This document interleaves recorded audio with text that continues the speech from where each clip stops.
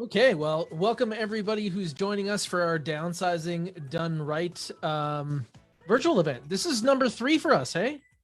We became virtual event experts during COVID as we started to find out what people needed as we reached out around us. And downsizing is something that's been kind of a hot conversation lately because we know that downsizers have been one of those groups that have had the largest concern over the last couple of years now. We're already in a time of uncertainty, but those folks specifically were told it's more danger for you. And in addition to that, it's the thought of having strangers in your house if maybe you wanted to downsize last year. Like, these are long-term plans that people have made. And I'm excited to say that I think that we're going to see some things change. Like right now, we're seeing a lot of people roll out with the second shot. We're seeing a lot of information that's leading us to believe that things are going to get better and things are even going to look like, I'm even afraid to use the word, normal, right? So this could be really exciting for everybody. And I appreciate all the teammates tonight getting making yourselves available because you have been really, really busy. I just want to go around the room and introduce everybody. My name is Taylor. I'm the team leader here at HACK&Co, but I have some great teammates around me. Mr. Bradley Lindgren. Bradley has been doing really well helping clients through the market and many 5-star reviews. That's been super. Kim Christensen. Kim has been with us a few years now and helped dozens and dozens of people. And you've seen a lot of these folks as well, people that are looking to make a change. In fact, I think you were just recently working with some downsizers that we were able to get an agreement on. Yeah, a couple of them. That place now? Yeah, firm and working on another one as well. Oh, that's fantastic. So it's interesting how some people already know about this and some people not so much. I also want to introduce Anthony D'Souza. Anthony is, somebody that we've been seeing coming up quite regularly, just having a great year, Tony. And Erida, you've been with us a long time and we just released you to the public a little while ago. And man, you're going to keep trying to sell a house every week, or this is a great start. Everything's going super well there. And also Tiana really rounds out our team. A lot of people don't see her on the front side because Tiana Dyer is the help that we all need. Like, you can't see her because she's so busy helping all of us at once. You're where all the paper runs through as things have been going. And I think that you've had some weeks recently where we've been loading like 5 and 6 listings a week, and then up go the sold stickers. So that's really exciting. And that's a lot to say about our market in 2021. It's been an interesting place overall. But what do you guys think? Like, if somebody were to ask you, how's the market in general? How are you guys feeling about the market right now? I would say it's very interesting to see the ebbs and flows and to see the sellers having listing with confidence right now.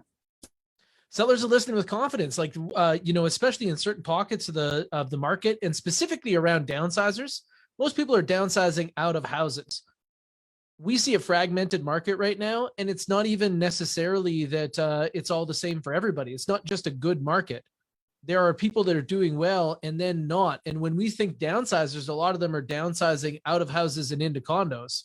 That seems to be where the momentum is. But some people, they don't necessarily know when it's time. They might be experiencing some of the challenges already, but not really sure. So really, I wanted to open a question up to you folks. How do you know? Like, how do you know when it's time to downsize?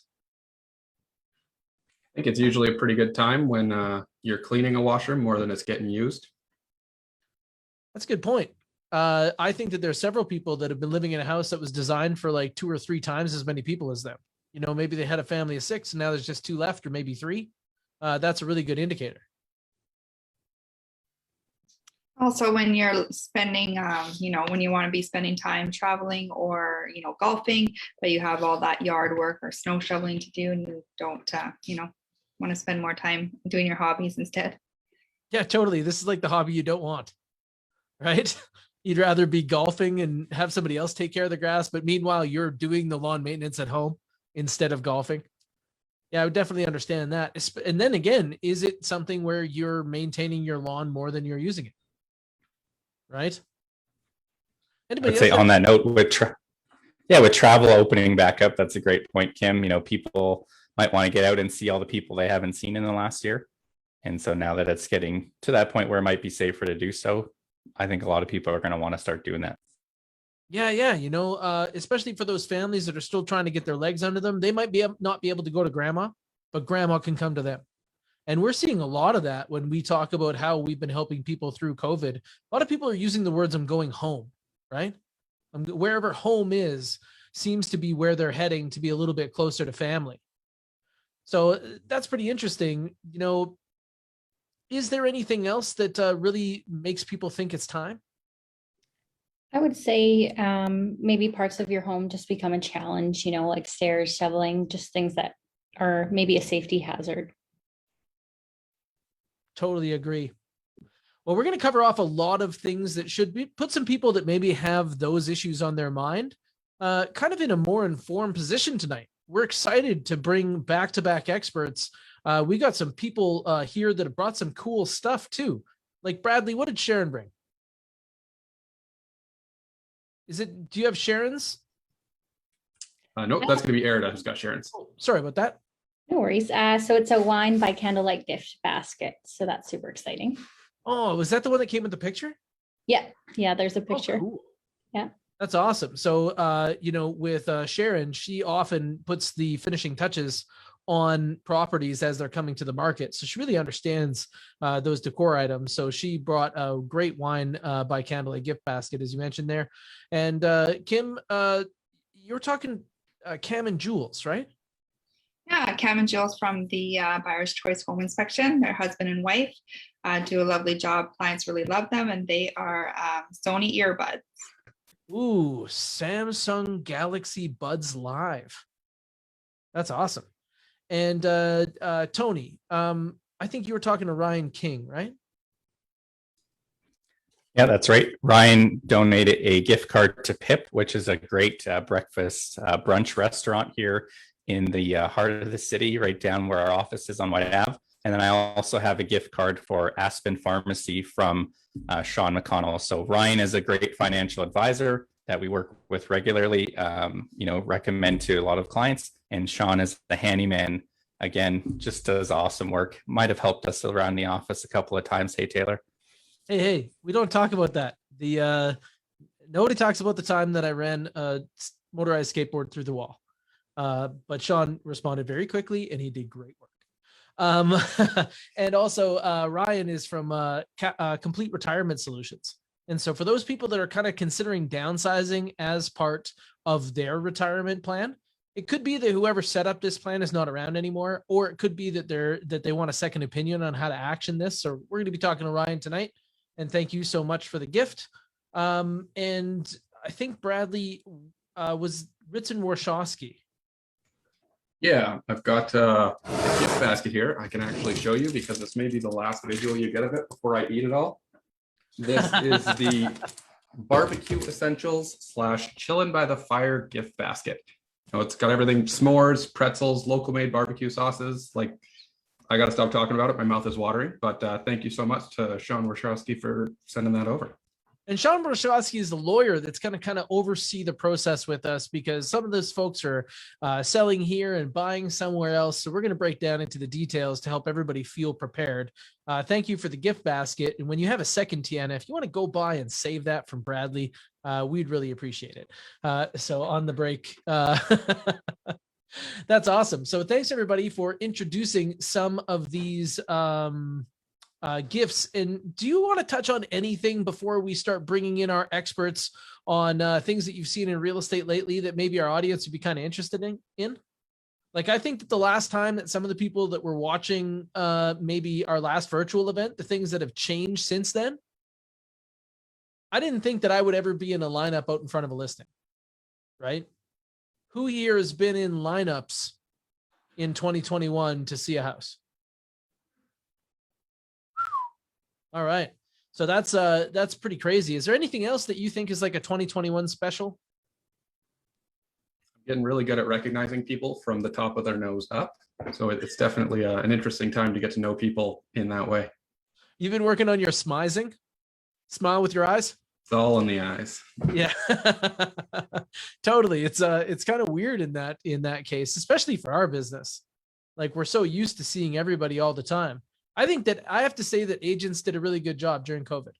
We did not hear of any real estate agent related COVID issues where that was actually a factor. So I think that everybody was doing a really good job so far. But a lot of the people that are considering downsizing right now, I think that they've been really concerned about having strangers in their house up to now.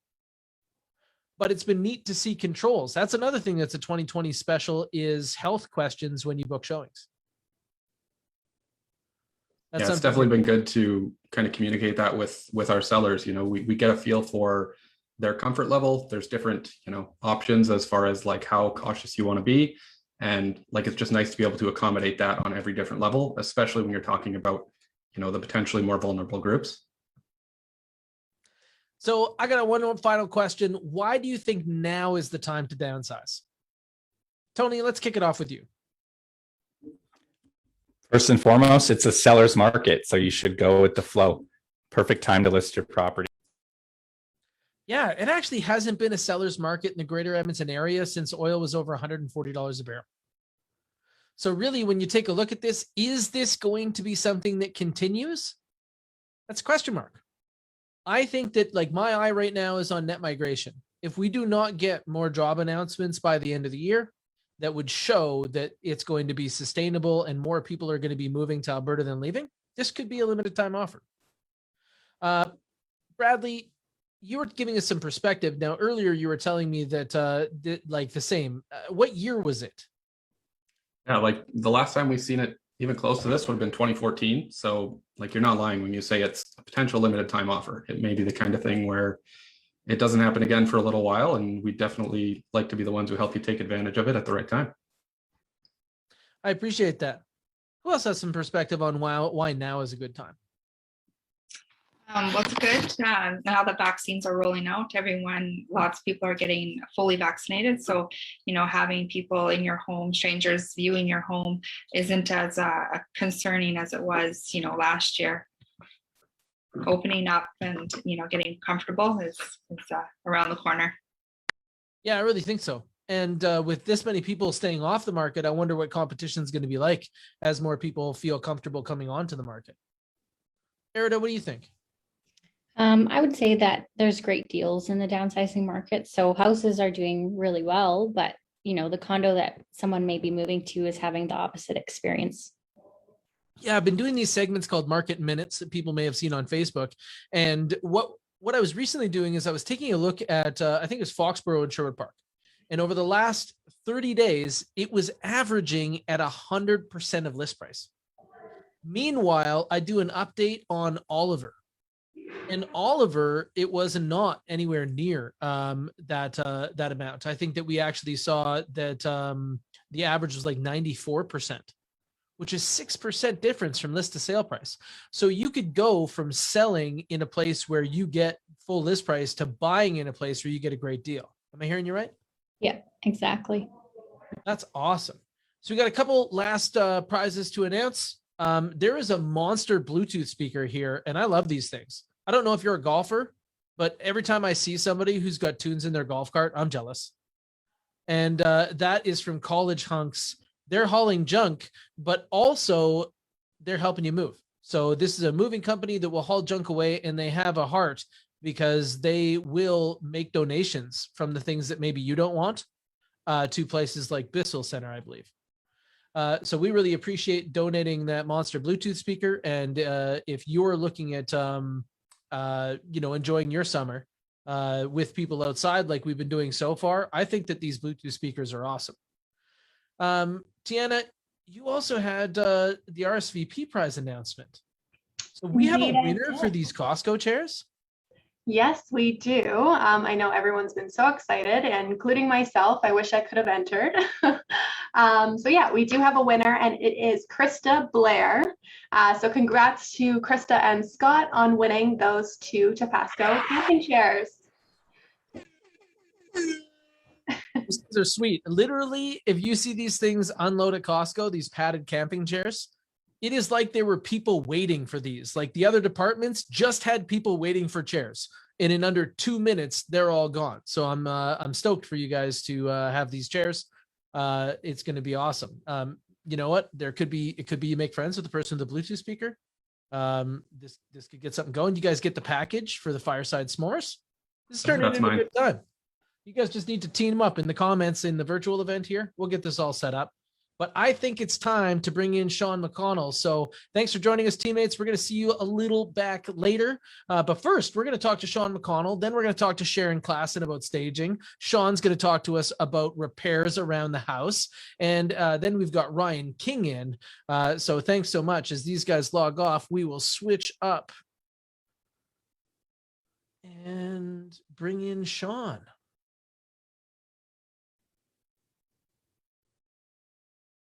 So a big question that so many people have is what to repair when I sell my home. And so Sean McConnell is going to be coming in and talking to us a little bit about that. Sean, how are you doing? I'm great, Taylor. How are you? I'm doing awesome. Oh, I like the background, man. I think you'd like the other background better. I was going to turn off my virtual background. Oh, yeah? Yeah, let's see. Let's see if this is a better. Oh, well, you can tell me. Do you agree this is a better background? Okay, now this is good. This is out the back of what looks like a really private backyard. You got a nice is that, I can't see the edges. Is it a pagoda? It's a pergola from Costco. Sweet. That's awesome. Well, thanks so much for joining us. We appreciate it. We're talking about downsizers, and there's so many people that are of the age range. Like, really, I think anybody eligible is when their kids are over 25. Like, right in there, that group is when they're looking to downsize, and it often means that those kids were raised in that house. So the first thing when we walk through a property, what we're always trying to draw people's attention to is things that buyers will see that would appear broken. So Sean is an amazing handyman. He's definitely helped me out in the past. We were joking about this a little bit earlier, but I needed your help in the office the one time for a drywall repair. It was amazing and timely because you don't want the damage that you created, because I may or may not have run a skateboard into the wall, to linger. So thanks so much for doing that. And when you're meeting with people, often we have some requests that may not be the same as everyone. Like, I know when we have agents out showing properties, the worst thing is when you're trying to get into the property and the front door sticks. How many doors have you adjusted? I have adjusted a fair number of doors in my day. I think a lot of people, it's unfortunate that a lot of times people wait until they're selling a property before they start to fix things up, or then they start to notice that there's a problem. It's kind of, I'm not sure exactly what it is. You know, you sit there and go, oh, this is starting to fall off, or that's trying to fall off, and I'll get to it in a little bit. The next thing you know, you've got half the baseboard off in the house, and you start taking it off for some reason, and then it doesn't get back on, and then you lose it, or you put it back in the wrong place, or and doors out of adjustment. Doors are kind of a funny thing, because typically doors, at the store, when you buy a door that's pre-hung, it's got screws in it, but they're very short. They're only 3/4 of an inch, because if they were longer, they would be out the side of the jamb and be stabbing people. And I've seen lots of houses that have, doors that are put in, even an outside door is very heavy, and it's got 3/4 inch screws in it, holding that door up. That's a lot of weight for a screw like that. Over and over again. And if you don't take care of these things, and that's where we really see such a great value in someone who's a handyman, because when you're going to a property, first off, if you don't repair that, you're going to end up with an agent standing out in front of the door, trying to like force the door and do all of our tricks with the keys and get into the door. And meanwhile, the buyers are looking at that saying like, man, I wonder what else they didn't maintain, right? Like that's their first impression on the way in. And then meanwhile, you've got stuff in the house where it might leak, or, hey, what does this light switch do? It seems to have never worked for us.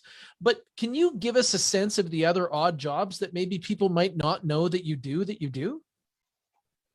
Well, that's a good question. I do a lot of different things. As you know, I've fixed up, you've got an interesting situation in your bathroom where you've got the special kick that comes out and gives the bottom drawers actually a stand so that your daughters can get up and use the sinks properly. So getting in there something that's broken like that and taking care of it is something I do. And the one thing I think that adds value too is when I came in to look, you had one that was broken and one wasn't, but it was pretty evident that the other one was not going to break tomorrow, or maybe would have been good for 3 or 4 months. I could have fixed the one and said, oh, let's wait, he'll call me back and I'll fix the other one then, or you could just repair them all at the same time. So yeah, those so are that's a very options. specific thing. We've got these vanities in our little girls' room, bathroom, that have pull-out drawers at the bottom that are step stools. And inside there's a mechanism that's designed, but when the wood started to crack, like there was nothing stopping it. And that's such an odd job that you really just need to have somebody. And, in some people's families, they have that uncle, right? But now maybe that uncle doesn't live nearby anymore and so on. And so you're like a rentable Uncle Sean. That's You right. can kind of come by and the things that we're talking about, having people come in and repair when they're bringing their house for sale, it's going to be a series of things. Like it'll be that door adjustment. And then also we do see some active leaks now and again. And that's something that we've seen you take care of. In the last 6 months, can you give us a variety of some of the jobs that you've done? Yeah, some of the crazy, well, I think one of the craziest jobs I've done in the last 6 months is I went in, some lady wanted to hire me because they were doing their own bathroom. They're doing their own ensuite, and they were trying to reduce costs, but they weren't comfortable doing the drywall. So they wanted me to just come and only do the areas where the drywall was and leave the rest of it. Well, I came in there and they had a corner tub originally with a couple, like 2 windows, and a friend of theirs had helped them do some of the work, and they had basically drywalled over half of the window, and the other half they was going to go behind the shower, and they just put insulation in it, and it was good to go. And I looked at it and said, well, you can't drywall that because the drywall is going to move, so that's got to be fixed. And then I moved the insulation away, and you could see the window was broken. So I went outside to look, and the window wasn't actually falling out of but the window was cracked, and the guy had put some kind of a plastic film on the window, like some sort of a film to keep everything together, and you can't see in. But this is what was going to end up in behind a shower panel. It was going to be a permanent panel with glass affixed to it and everything. So I said, well, I'll tell you what I'll do. I'll give you 2 separate quotes. I'll quote you to do your drywall. I'm also going to take that window out, and we'll just put siding back on at the top of the house, and we'll fix that all up for you properly and insulate it, and I'll be good. Put the vapor barrier in, and you'll be away to the races. So I did that. As soon as I did that one thing for them, they were like, okay, we want you to finish the rest of the bathroom because my husband doesn't have time to do it. Yeah, DIY rescue. Yeah. So yeah, definitely. That's kind of crazy awesome. though. There's some people that have that situation in their house right now. They're like, man, I would like to list my house, but we didn't get to that last bathroom, or there isn't carpet in this one spot. Mm-hmm. And sometimes people don't wait. Well, I shouldn't say don't wait. I was in a house last week. They had hardwood floor put in, and somebody who installed the hardwood floor cut the area around the cold air return a little bit too big, so the vent cover would fall right through. I said, well, we can fix that. We'll have to look and see what we can do to fix that. And I said, when did this get done? She's like, and she's in a panic because she needs to be done like that day because she's got painters coming in the next day. And she goes, 22 years ago, we had the floor put in. But it needs you to get done today so that you can get done. So sometimes that honey-do list gets pretty old and pretty long. So. I bet you get called into some interesting situations. So if someone were to say, man, I'm not sure what my problem is, that's the thing that I really like, is that you can stop by and help them diagnose it. And the other thing is that you won't look past those issues. You're saying like, hey, I could do what you tell me, but being somebody who understands construction, would you be open to hearing what I see? And then you end up being able to reveal things like how the broken window would go, because what people may not realize is that a home inspector is going to find those things. And if they've already been finished in that way that doesn't result in somebody having confidence, then it's going to be something that has to be kind of pulled apart and figured out. Because I can tell you this, after hundreds and hundreds of transactions, with the example that you just gave me, that's not a problem for one buyer. That's a problem for all buyers. All buyers are going to have problems if you have condensation in your wall, due to the fact that it's a broken window, it's going to have air leaks and therefore moisture leaks. So we can see these things going to take place. So I really appreciate you kind of sharing that with me. What would be like a universal message that you would like to give homeowners? So with all the houses that you're in and out of, where do you see the biggest lack of maintenance that you're like, hey, you know what? You guys would have way less problems if you all did. I think this maybe treating that house a little bit kinder. Sometimes you take I fixed a house recently where the child had made a hole in the wall and the dad got mad and he punched the wall too. And so then they both had holes. So I fixed it up for him, and it was kind of crazy, but just, you know, taking time to, you know, I know it sounds crazy, but you know, there's a thing like spring cleaning, and there's a reason you spring clean. Like there might be, like when you go up on top of your cabinets and you can literally, like there's a noticeable the grease on the cabinet is so much, or there's so much dirt up there, you can measure it. You can see that there's a distance on it or a height of it. It's kind of crazy. So clean up things like that where it would be good. Just generally, like if you see there's a problem with something, you know, either address it. Like I was at a house today where I done some drywall fixes. I took out a TV niche and put it, just put drywall across it so they could put a TV up on there if they want, or a piece of art. And so they says to me, oh, I had my son patch all these walls, but he pulled out some plugs and patched over here. Could you just take a quick peek? And I looked, and I'll send you a picture after so you can see it. But I swear there's a 1/4 inch thick of mud above where the drywall is. Like, you don't have to have that much. If you're patching a hole, you just cover it over, and then if you have to put another coat, you cover it over, because whatever mud or drywall mud you put up on a wall, if it's too much, it's got to get sanded off. Like, you know, if you got a hole, you got to fix the reason there's a hole. So sometimes the hole might need a repair, might not be able to just be mudded, and that's what the kid thought. Well, it was really bad, so if I put extra mud, it'll make it better. So sometimes you're better off to you know, to get somebody in there to have a look at it rather than tackling it yourself. I got another lady who had her house vandalized, and so she decided that she was going to paint on the wall for stress relief. And so she took oil-based paint, black oil-based paint, and started putting musical notes and musical instruments on the wall up the stairs. Then I told her, I said, that's probably not the greatest idea. And she said, yeah, it's probably not. I'll probably get you to fix it. And rather than getting me to fix it, she decided she's going to just like patch over herself, but accidentally used the wrong product. So now we're in a process of removing all the drywall up the stairwell and putting new drywall in. So if you're not sure what you need to do to fix a problem properly, get somebody in who knows, because it's not necessarily like something like that. It takes more time, it's more costly. So you're thinking, oh, I'm going to save a few bucks here. You could easily quadruple the cost of a repair by trying to do it yourself and not doing it the right way. I think that's a great message. So 2 things I'm hearing from you is, 1, definitely take spring cleaning as a way to examine your property. You know, if there is grease above your cabinets, it could be something that is a fire concern. And also it allows you to look around your property, because you may not notice all the things otherwise. And it could be that there's little brown marks around that plug or some other things that you should notice, because that's your responsibility as a homeowner. And I think that's great advice from somebody who helps so many people that we know. So we really appreciate you coming by, Sean. If you're looking for Sean, you can find him at Out of the Toolbox. And really, you hang out a lot on Facebook. I've seen you do some Facebook Lives. So great social media game. And thanks so much for joining us. Thanks, Taylor. Have a good night and enjoy your deck. Thank you. You too. Have a good night too.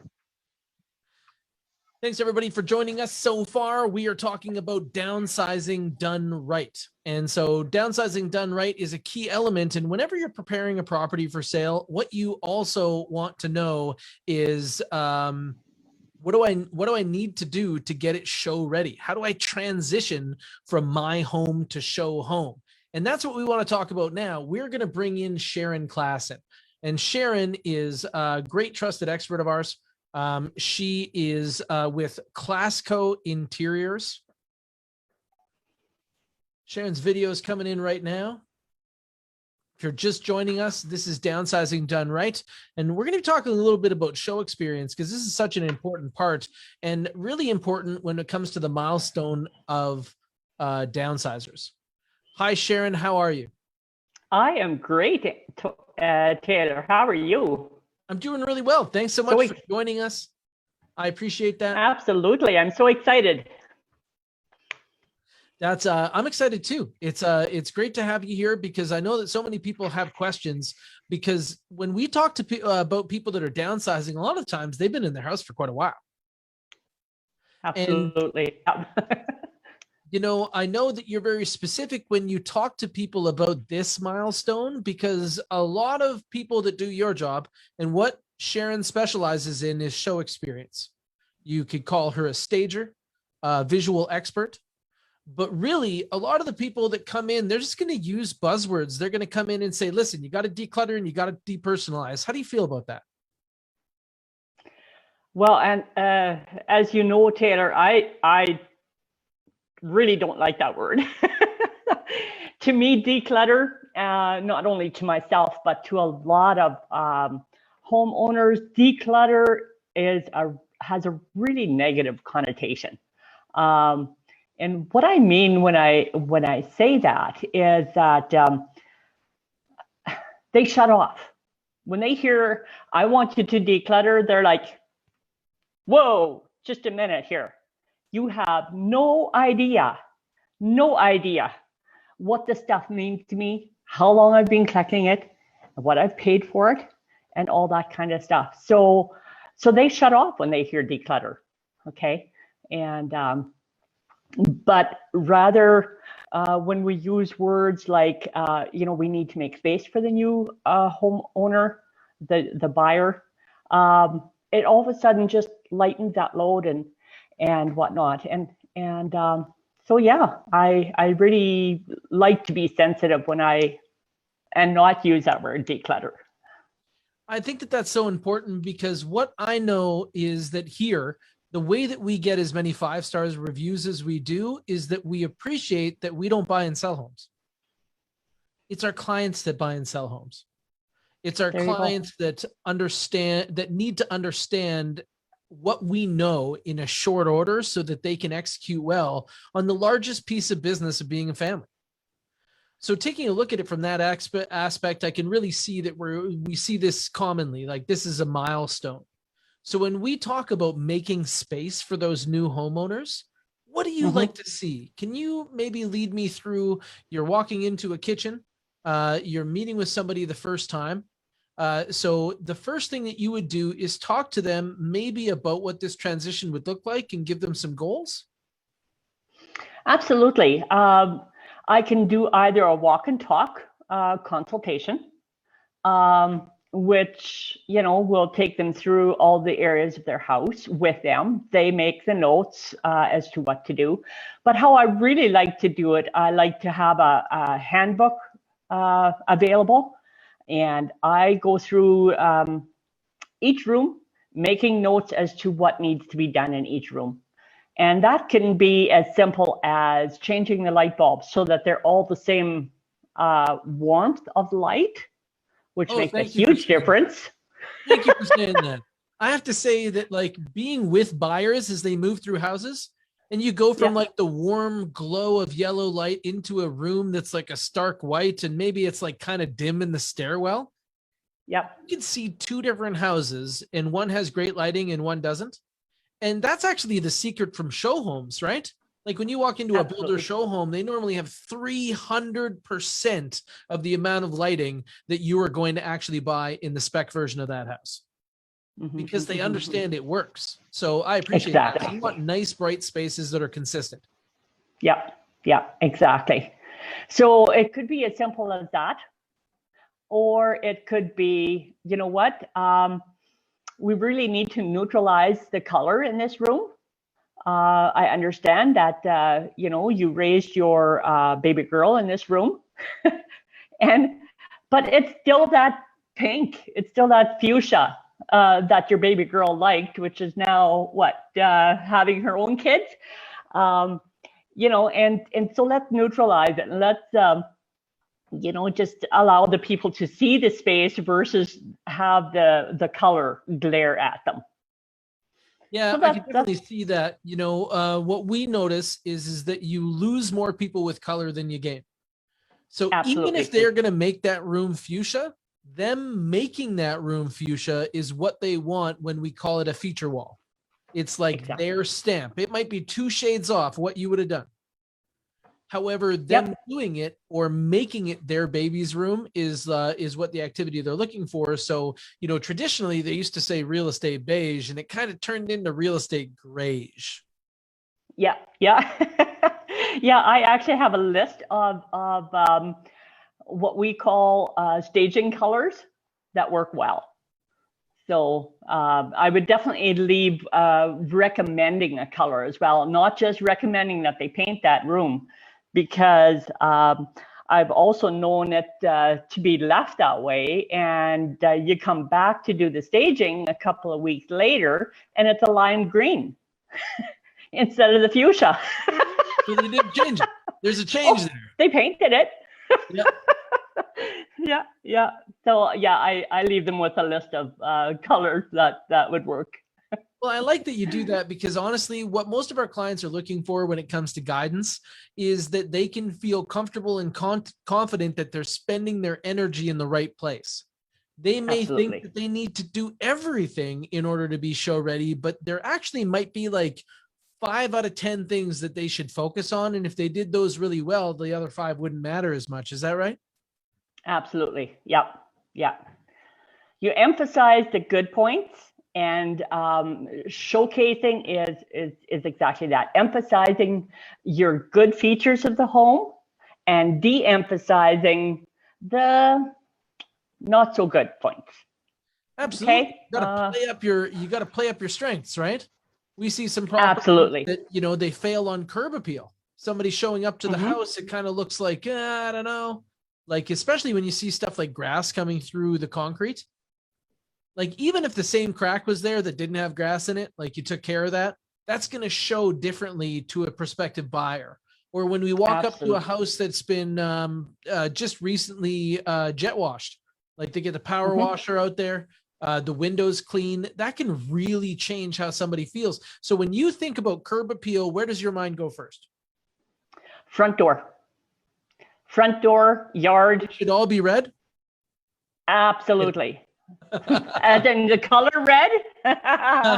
No, but do they read it? Yes. And that's definitely a reflection of what the inside of the home is like too. Like you say, if the grass isn't cut, if the weeds aren't kept, that's huge. But if it is done well and it looks inviting, people want to come inside. They're excited to see what the inside looks like. And you'll definitely get more people in and excited about buying the home.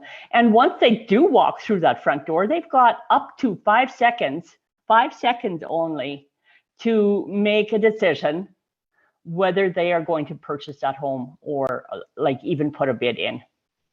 Right. So what you're saying is that like the way they feel is kind of set it in the doorway.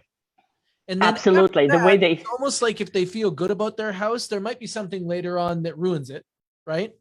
But if they don't feel good about that house in the first 5 seconds, it's very unlikely that something's going to pull them up later.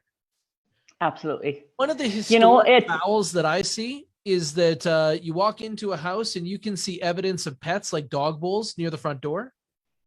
Every buyer is going to spend the rest of the showing looking for dog damage. Right? Like they're going to be spending time looking at the edges of the steps and things like that as they walk, because it cues them. Not everyone is in love with your dog. Some people might love dogs, but since they don't know your dog, they're not really going to look at it that way. They don't know. They just know their cousin's dog, and their cousin's dog, man, they used to chew the runners on the stairs, right? Mm-hmm. Absolutely. And, it's the emotional connection, the smell. So talk to me about smells, because I got to tell you that I walk into some properties and you walk around the corner and it feels like autumn just punched you in the face. And then you look down, it's like a Glade plug-in or 7 of them. So, you know, I wonder, like, do you win people over with smells? Are they like feature walls? What is your thought on that? No smell is the best smell. You know, like if people, when they come into a home and yeah, apple pie smells great, right? When you're invited over for dinner. But when you're looking for at a home to buy, your mind goes, what are they trying to cover here? Yeah, that's suspect, right? Is there some mold issues, or is there something else that they are trying to cover with this smell? And that's what people think. They don't say, oh, that apple pie smells so good. It feels like home. No, they don't do that. Yep, I totally agree. Now, we have questions coming in from some of the people that are watching the live right now. I want to say hi to Amelia. Amelia, how you doing?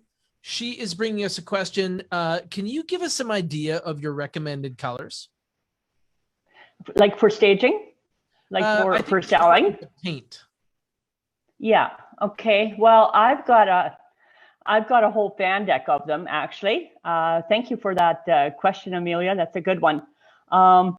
But yeah, you do want to keep it neutral, whether it's the gray tones, the brown tones.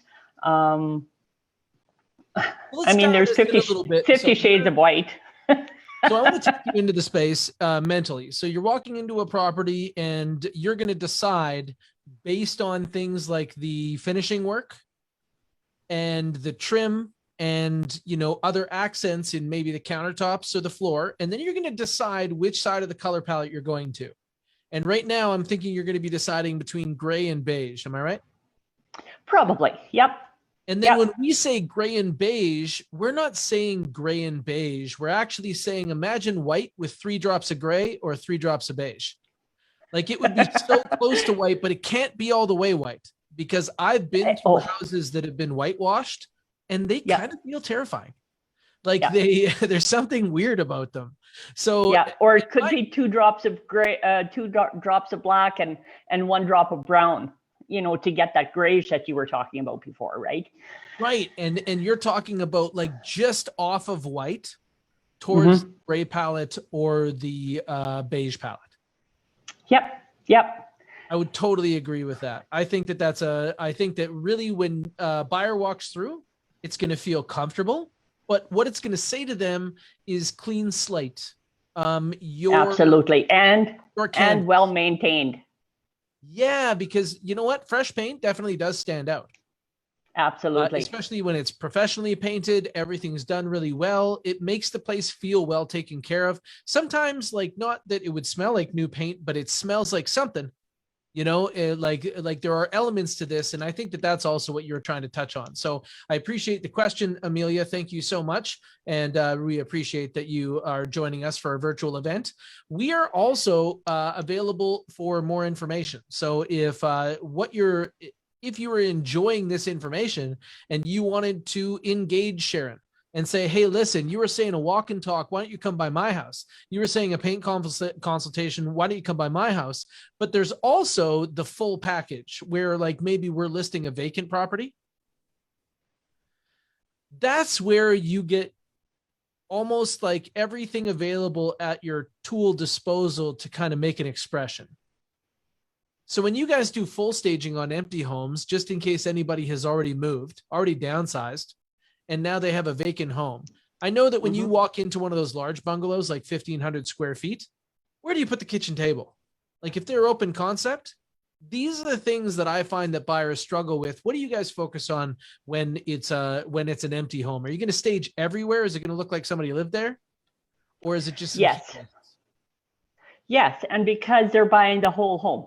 They're not just buying the kitchen. They're not just buying the dining room. They're buying the whole home. But by saying that, I'm not saying that the basement, even though it's finished, has to be staged. I'm not saying that. I mean, very often, if it's enough, if the main floor is done, you know, that they can see where that kitchen table goes or the living room layout, the flow of the house.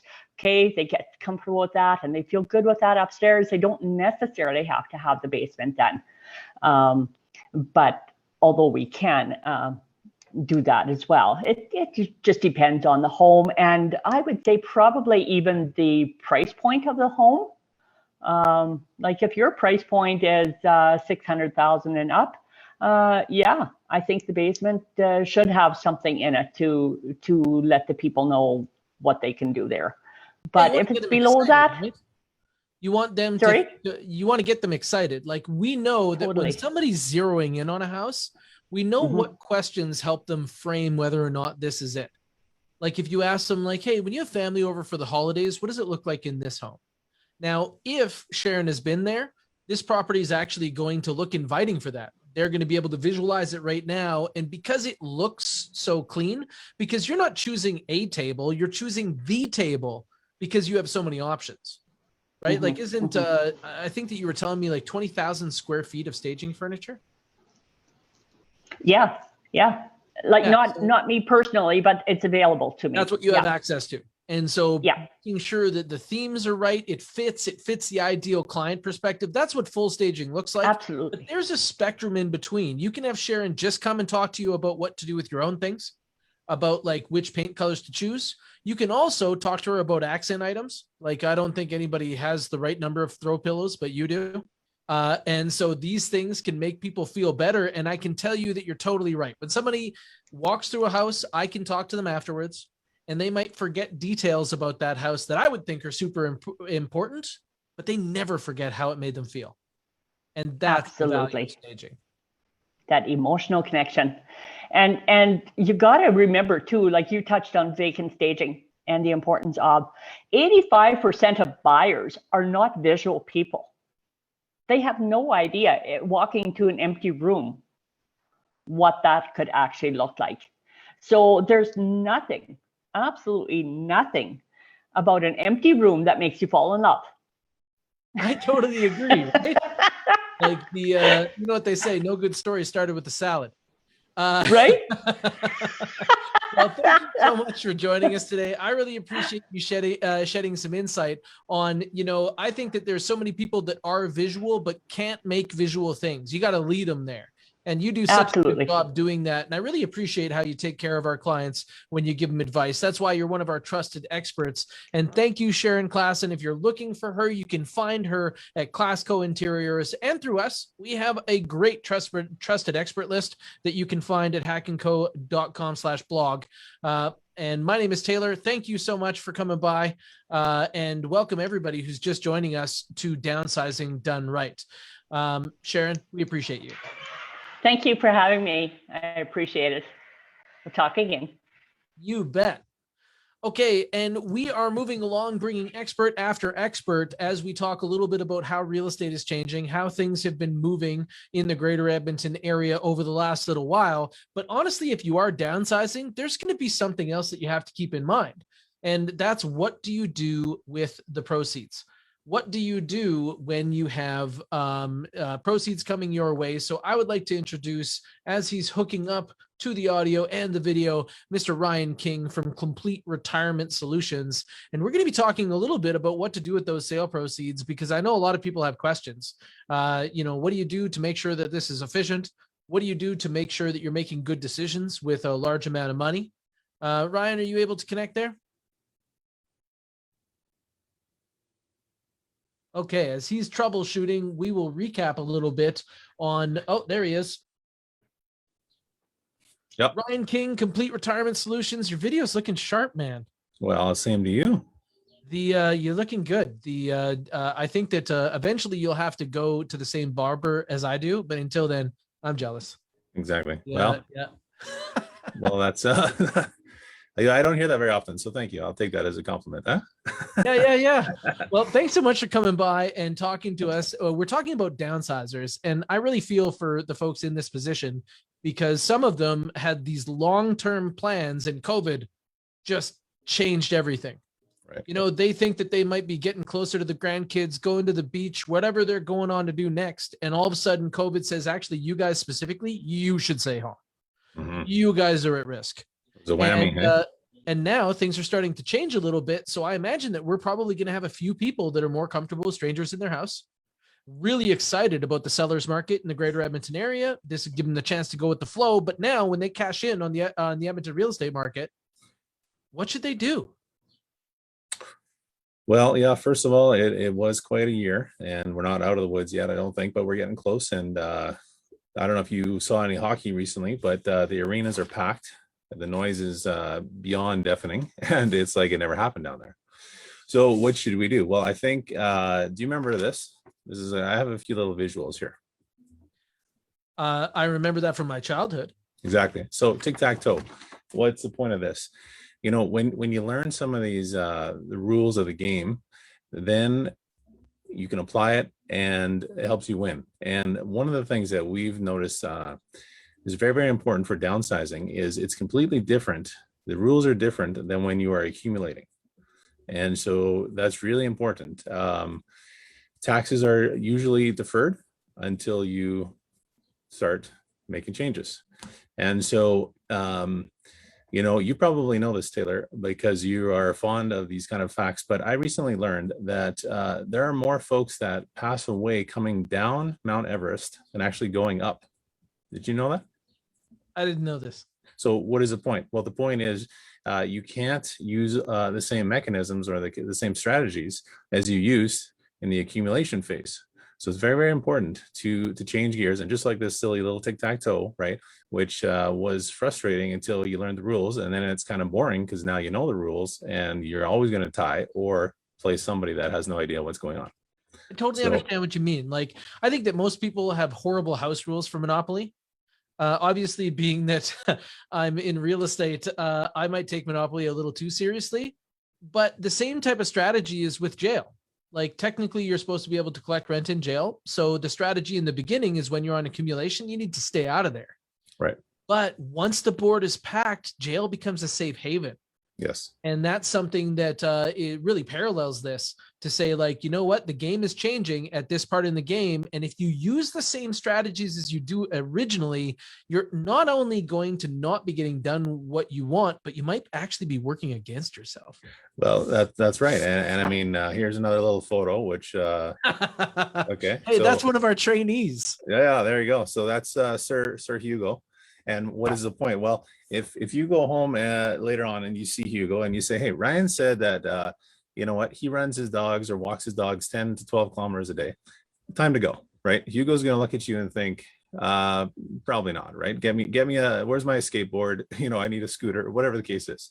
So as we're talking here, I think it's very, very important that you figure out where your lane is and you stay in it, right? So you can't just say, oh, well, I heard some guy, you know, say this or that.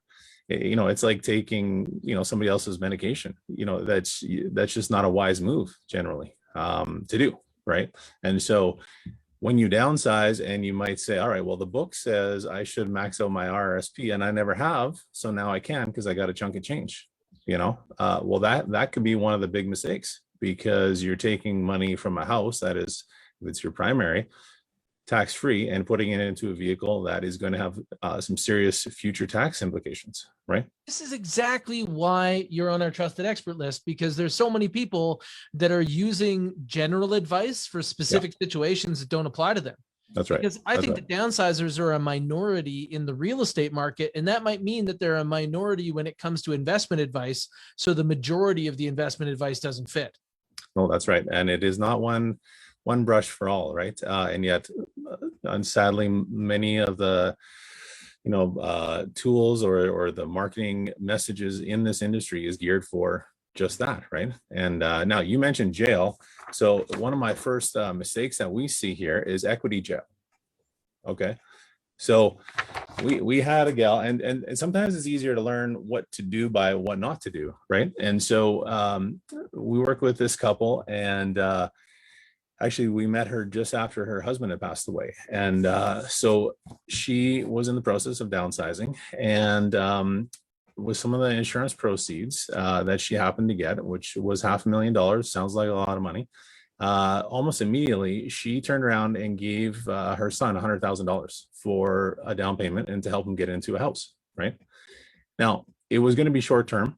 And what happened is COVID hits, and now doesn't have a job. Well, you know what it's like. It's very hard to get a house, a property when you don't have a job. That's usually what the first thing the mortgage broker says. Hey, tell me about your job, right? With the bank.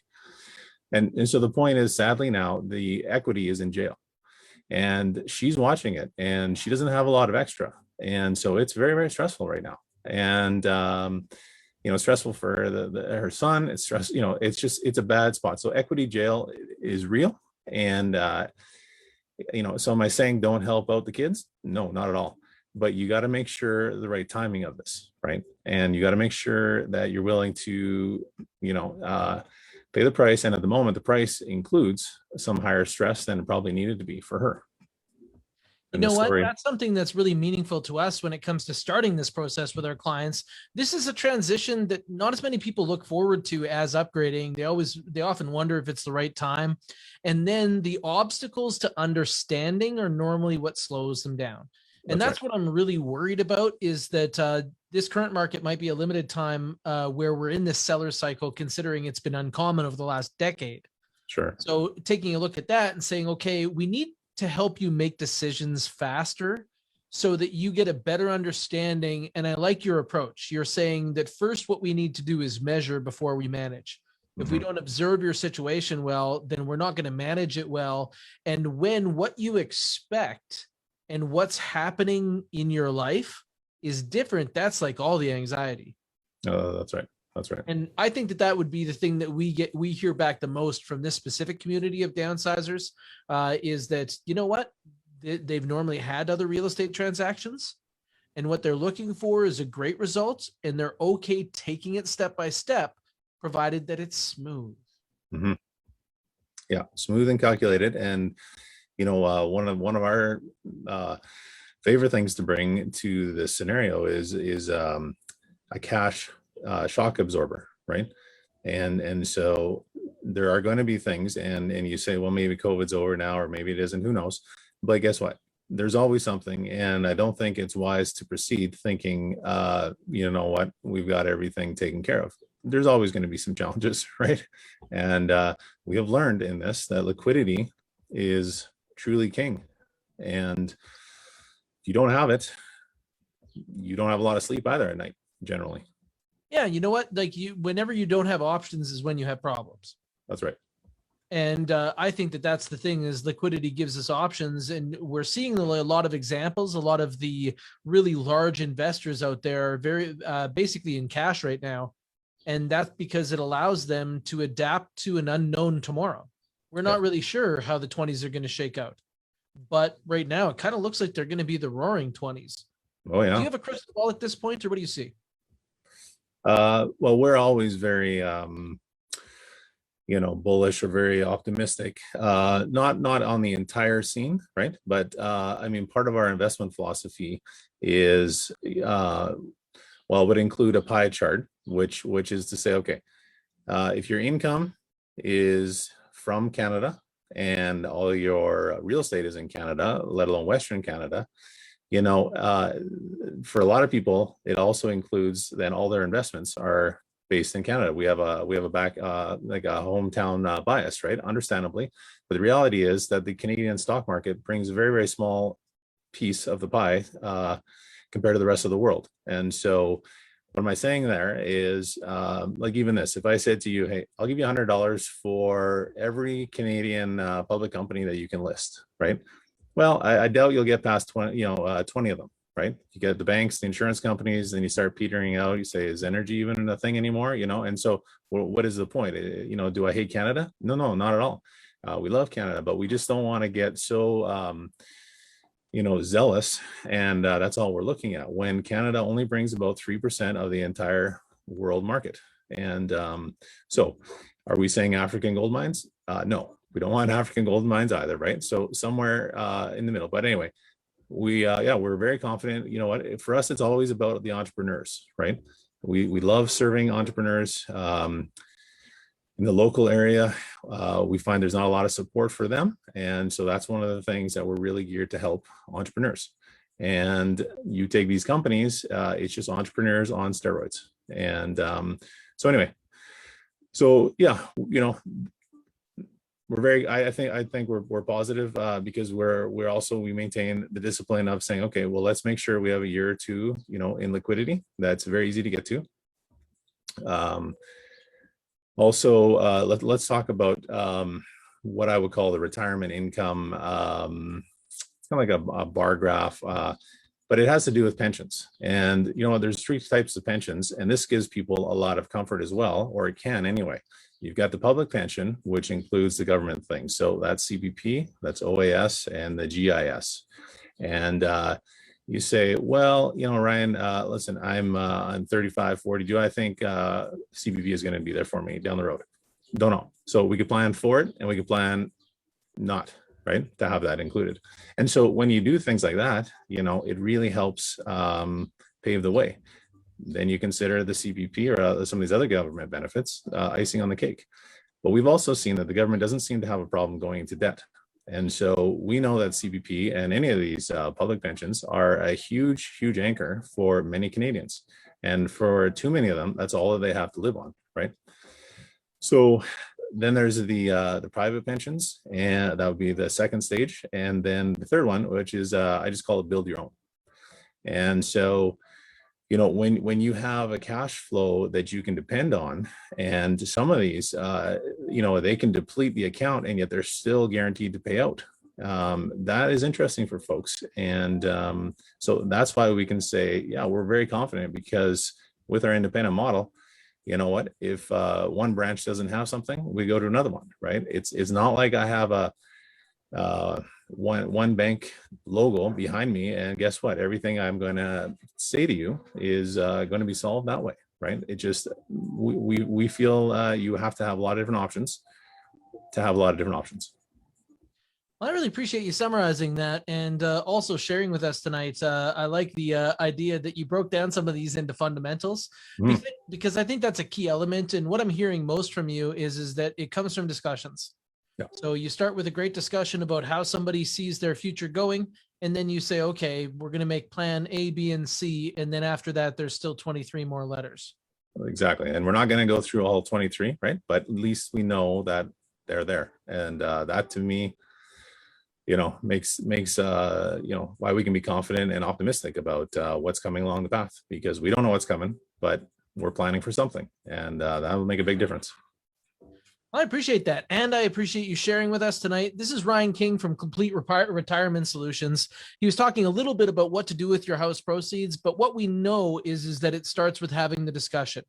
This is where I'm at. And then once we know where you are, then it's going to be easier to say, okay, here's some possible options, and this is what a plan would look like from here. So you can get in touch with Ryan King quite easily. He's also on our trusted expert list. If you go to hackandco.ca/blog, you can definitely access information related. Get in touch with him anytime. Thanks so much for joining us tonight, Ryan. All right, Taylor. We'll talk to you later. You betcha. Take care. Yeah. Bye for now. So anybody joining us right now, this is Hack & Company. We're doing a virtual event that is talking about downsizers, because we hear you out there.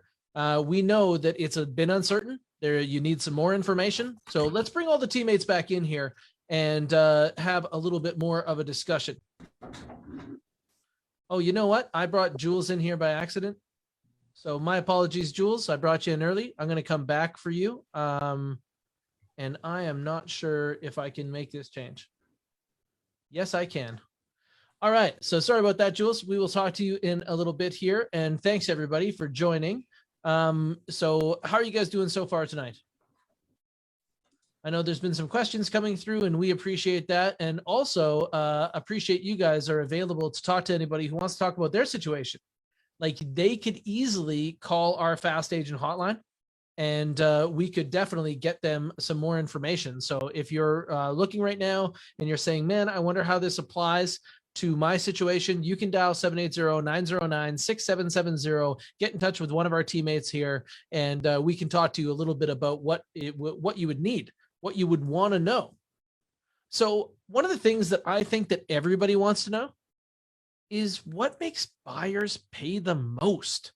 That's the question that I have for you guys right now. What makes buyers pay the most? Let's go Bradley, Tony. Bradley and Tony, why don't you guys start us off? One of the biggest things, especially that I'm seeing lately, is buyers really want to not have to worry about those major mechanical issues.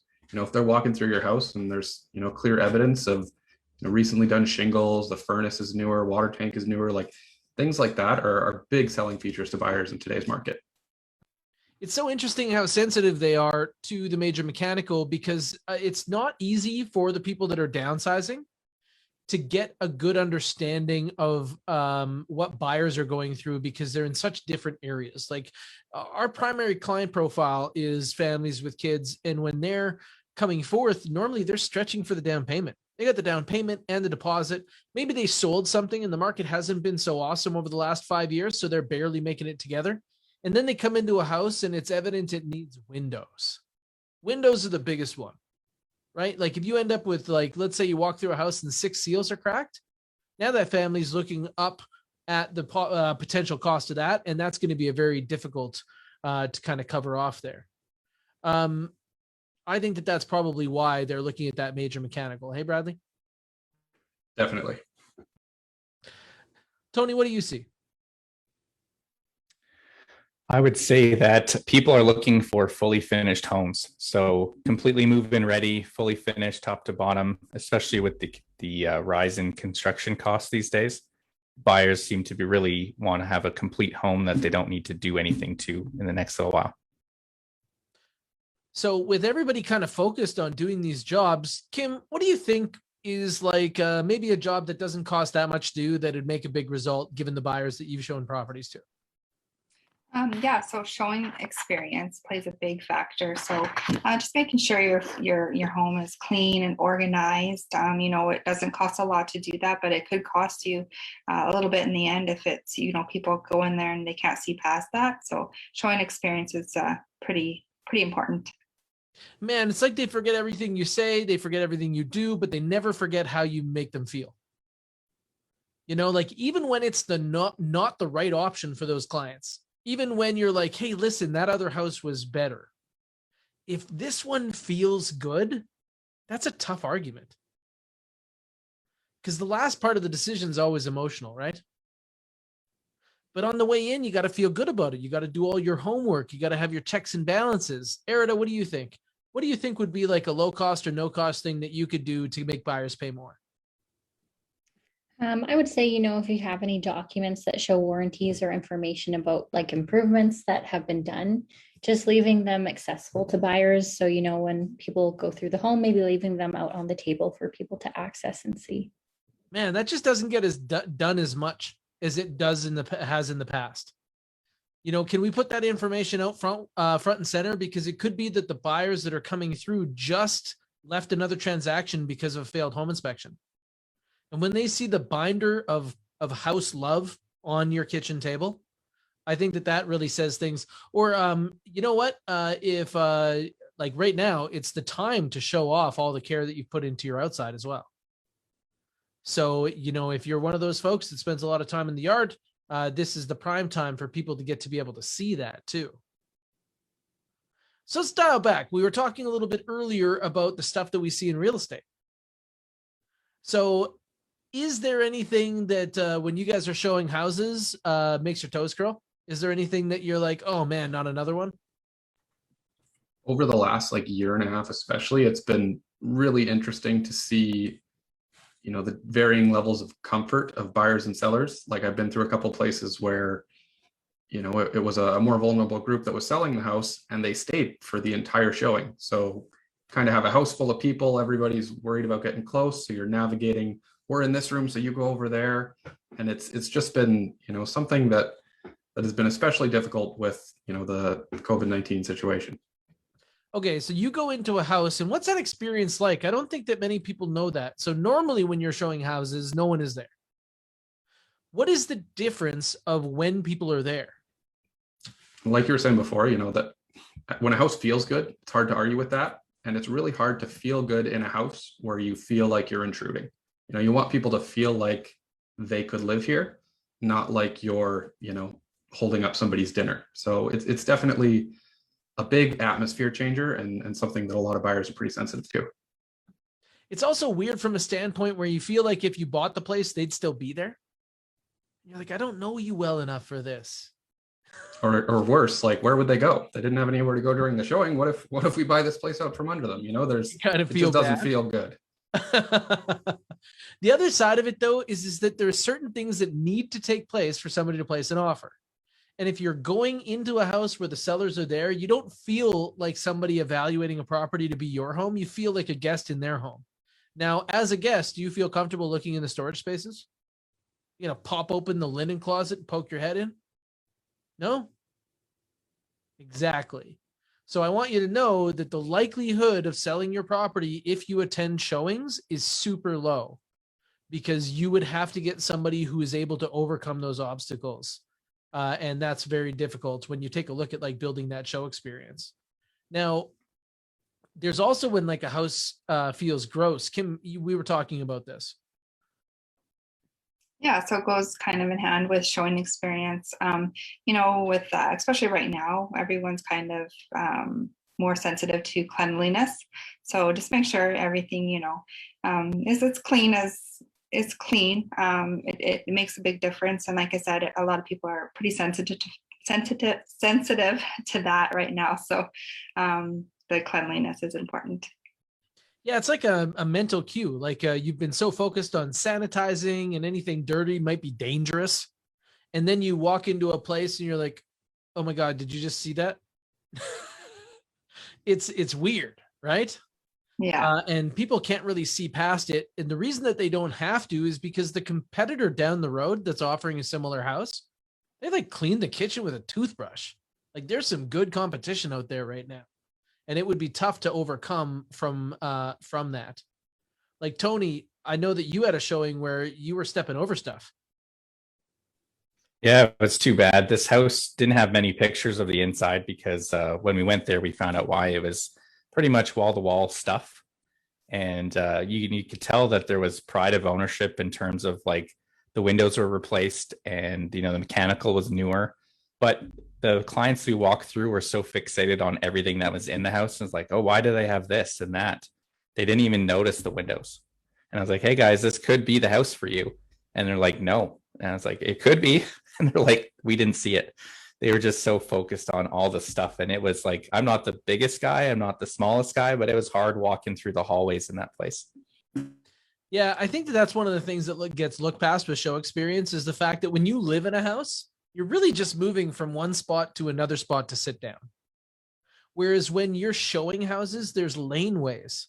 And when somebody has to like turn their shoulders sideways to get past the couch, inside they're like, it feels a little tight here.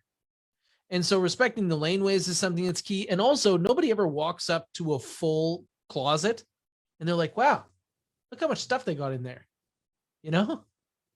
Instead, they're like, man, this family is struggling with storage. If I owned this house, I would also struggle with storage. I think that's a really key point. So if you guys were to make an announcement, let's say that we took a billboard. We're not a billboard company. We're kind of known for helping people rather than known for being like real estate rock stars. But when it comes down to it, if we decided to be a billboard people, we would probably do billboards backwards and just put up one way to help people. What do you want to tell all the people that are listing houses in Edmonton right now that might help them in the next few months here? What would be the one thing you'd want to put on a billboard? Anybody want to jump on this? Put all your elbow grease into the preparation.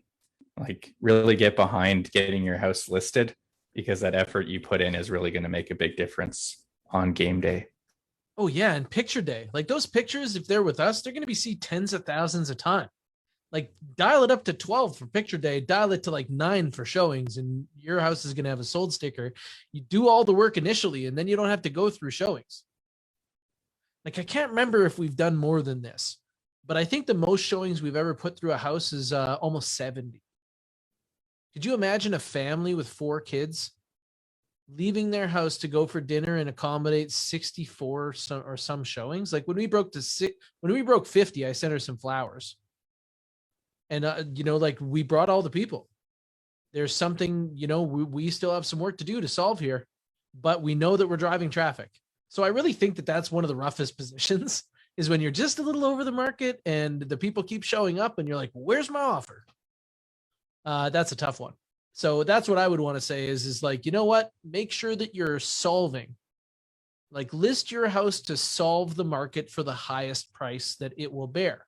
If you listen to the market like we do, if you get market research, if you do the details up front, and then you listen to things like you collect feedback, I don't think that everybody knows that we pursue feedback like they owe us money. We call people for feedback. Like Erida, you have had several promotions with Hacking Company. I'm sure you've made thousands of feedback calls. Yes, I've made a lot. But I want to go around the room here before we move on to Cam and Jules and say, can you tell me when you show 10 houses, how many feedback requests do you get? So you're out there with buyers that have the money to buy, and how many listing agents out of 10 are calling you back and saying, hey, we'd really like to know what you guys think after viewing our property? I'd say about 2. 2 out of 10. Bradley?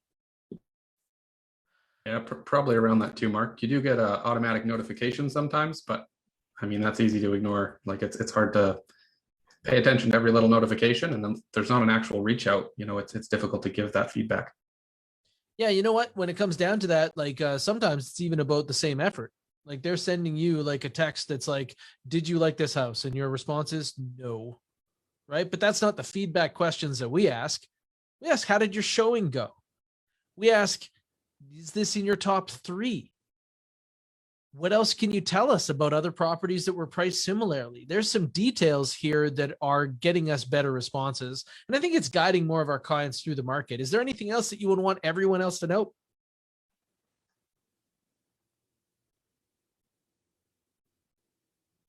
No? I would say put away your damn bath towels. Holy man, showing your house and there's damn bath towels. But I'm just playing. Thank you so much for joining us. We're talking a little bit about getting the most for your house. Getting the most for your home is really focusing on show experience, having some great information on pricing your house properly, bringing it to the market well, and making sure that it gets above the noise. There's some real key elements to make sure that this goes well. So we're going to bring in Cam and Jules. Who here has had inspections with Cam and Jules? Yeah, it's pretty interesting to see a husband and wife team, hey? Well, let's make way for Cam and Jules. Thanks so much. We're going to see you guys in a little bit here, right after we talk to Cam and Jules, home inspectors. We're going to talk to Sean Warshawski from Warshawski Ritzen about the legal process. We're going to be talking with great movers from College Hunks. You know, if you're going to have anybody move your furniture, I think that College Hunks would be all right. Then we're going to bring the team back and talk about downsizing as a milestone. But let's get, I think that we have Jules here. We're going to let her in, get the screen share going.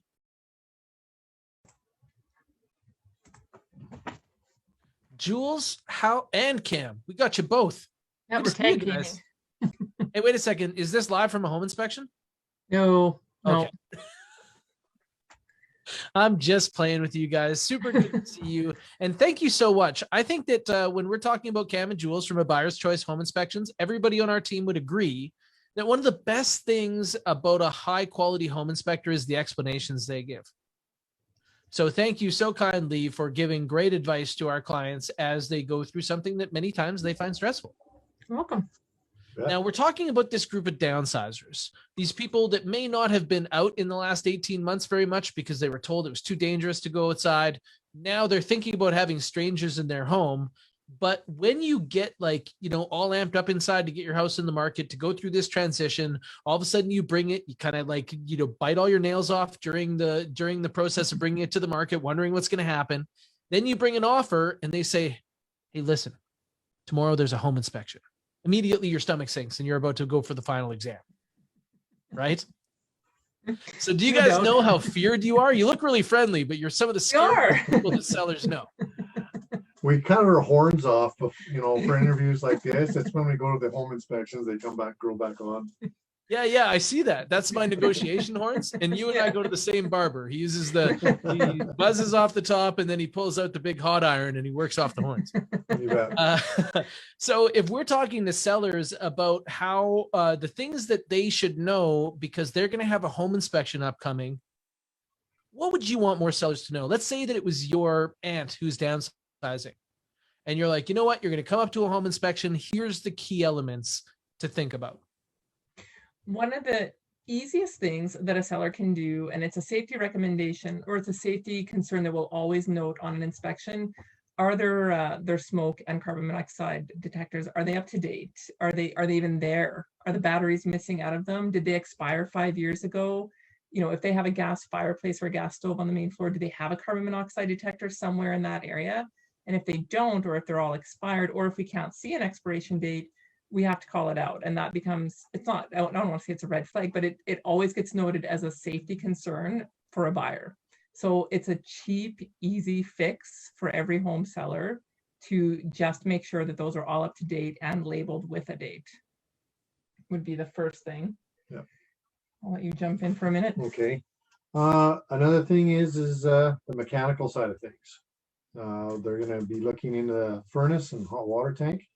So what we'd recommend is, you know, you're going to sell your home, have somebody come in and tune it up before you get close to the home inspection. Keep all the paperwork for any sort of tune-ups or repairs that have been done to any part of the home, and have that accessible to the possible buyer so they can see that things have been done.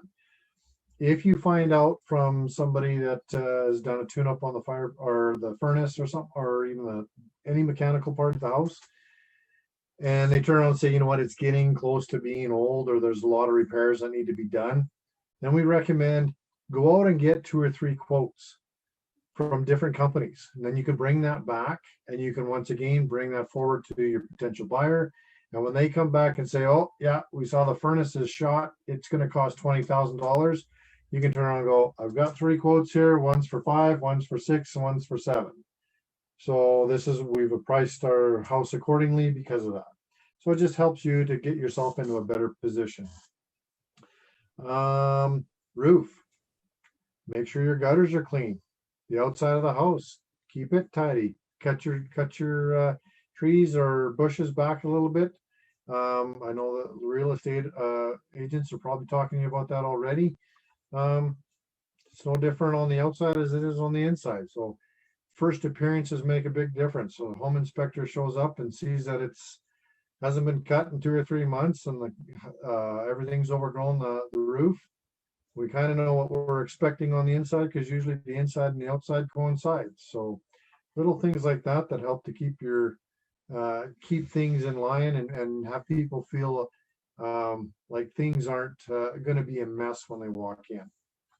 So I think this is kind of key when we see people that are approaching the market and they look at a home inspection. So the first thing that I would like to dispel is the fact that a home inspection normally doesn't come back as pass or fail. Correct. Oh, more so it's like the state of the union of this house. I look at a home inspection as though it's like the manual for a pre-owned home. This is where it's at. This is where the furnace is at. These are where the other things. Yeah. And what you were mentioning is like, look at all the tick marks that you would have if you didn't do the things that you guys just mentioned, right? All of a sudden the buyer is going to be sitting down. Now, at this point, they're committed for like what, $7 for the average home? Oh no, it's $400,000. So you have $400,000 for the average property in Edmonton, and that's what's on the line right now. And you walk in and it's like, okay, none of the safety is up to date. All the smoke detectors and alarms are off, right? And then you're talking about, you know what, you need to have somebody take a look at the eaves troughs because they're plugged. And now, since they're overflowing, this has caused water to get into places where we wouldn't normally see it.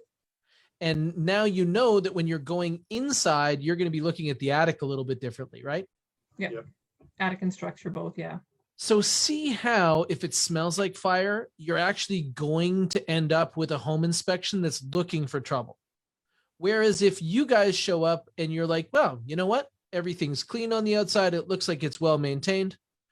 Somebody might have spent a couple $100 having somebody come to their house and just take a look at the mechanical. Mm-hmm. Yep. But here's the one thing that I think more people should know is you want the home inspection to go smoothly. So please remove all the clutter from your mechanical room. Yeah. Give these people some space to work. Yeah. Right? Oh yeah, and even same thing with your electrical panels and all anything mechanical, like you're saying there. So for sure. We need to get at it. And if we can't get at it, then we've had buyers that have turned around and they get kind of gun shy because, well, how do I know what's going on inside there? Or whatever, right? So yeah, definitely the decluttering part is huge as well. So for sure, you bet. Yeah, you guys are going to get in and around. And the reason that we need to give you access is just to give somebody an idea. You're going to be in a house, like picture the average, like 1,300 square foot bungalow with a fully finished basement in the greater Edmonton area. With the two of you there, how long are you going to be there? Depending on the age, an hour and a half to 2 hours with the two of us going full tilt. Yeah, because that's two instead of one. So like really when it takes a look at the time that you guys are going to spend on site getting the same job done. And also I kind of like it when there's two, because one person is normally focused on the major mechanical. Is that the way you guys run it? Yeah. And then you can kind of move from place to place. And if we were talking about even a living room, when you take a look at all the points that you're checking, if I just catch a few, every door latch, every window full operation, are the like looking all the vents, are they attached and everything else like that correctly, checking every single plug, tracing any switch that nobody knows where it came from, to the point where we may end up asking the sellers. But like the points in a living room that doesn't have any major mechanical would surprise most people. Like how many houses you guys have been in where the polarity is reversed or there's no ground? Quite often when you get into the older homes. Yeah, a lot. Yeah, so it's just at least things half like the that. older homes. Yeah. And when we're talking about older homes, there's specific age ranges that may have other things that are concerned. I see that you guys are both nodding. What are the age ranges that are going to take you a little bit more time or that you might have questions on? You're going to be looking, well, and the different age ranges are different things. So probably 50s through 70s ish. We're looking for, like you said, the electrical, has that been upgraded? Is there aluminum wiring still in the house? Is there any concerns with the panel itself? Is the panel out of date and they should look at upgrading their panel? Asbestos was commonly used actually right up until the 90s. So we're looking for areas where, in the flooring and the tape around ducts and the ceiling, so that we can just let them know, not to scare them, but just to let them know that they need to be aware of that. So the 50s some people to have 70s, intentions to do major renovations that would disturb asbestos. Yeah. And like so we want to let them remediation know costs that are real. that they need to have that tested before they do, just to ensure their safety.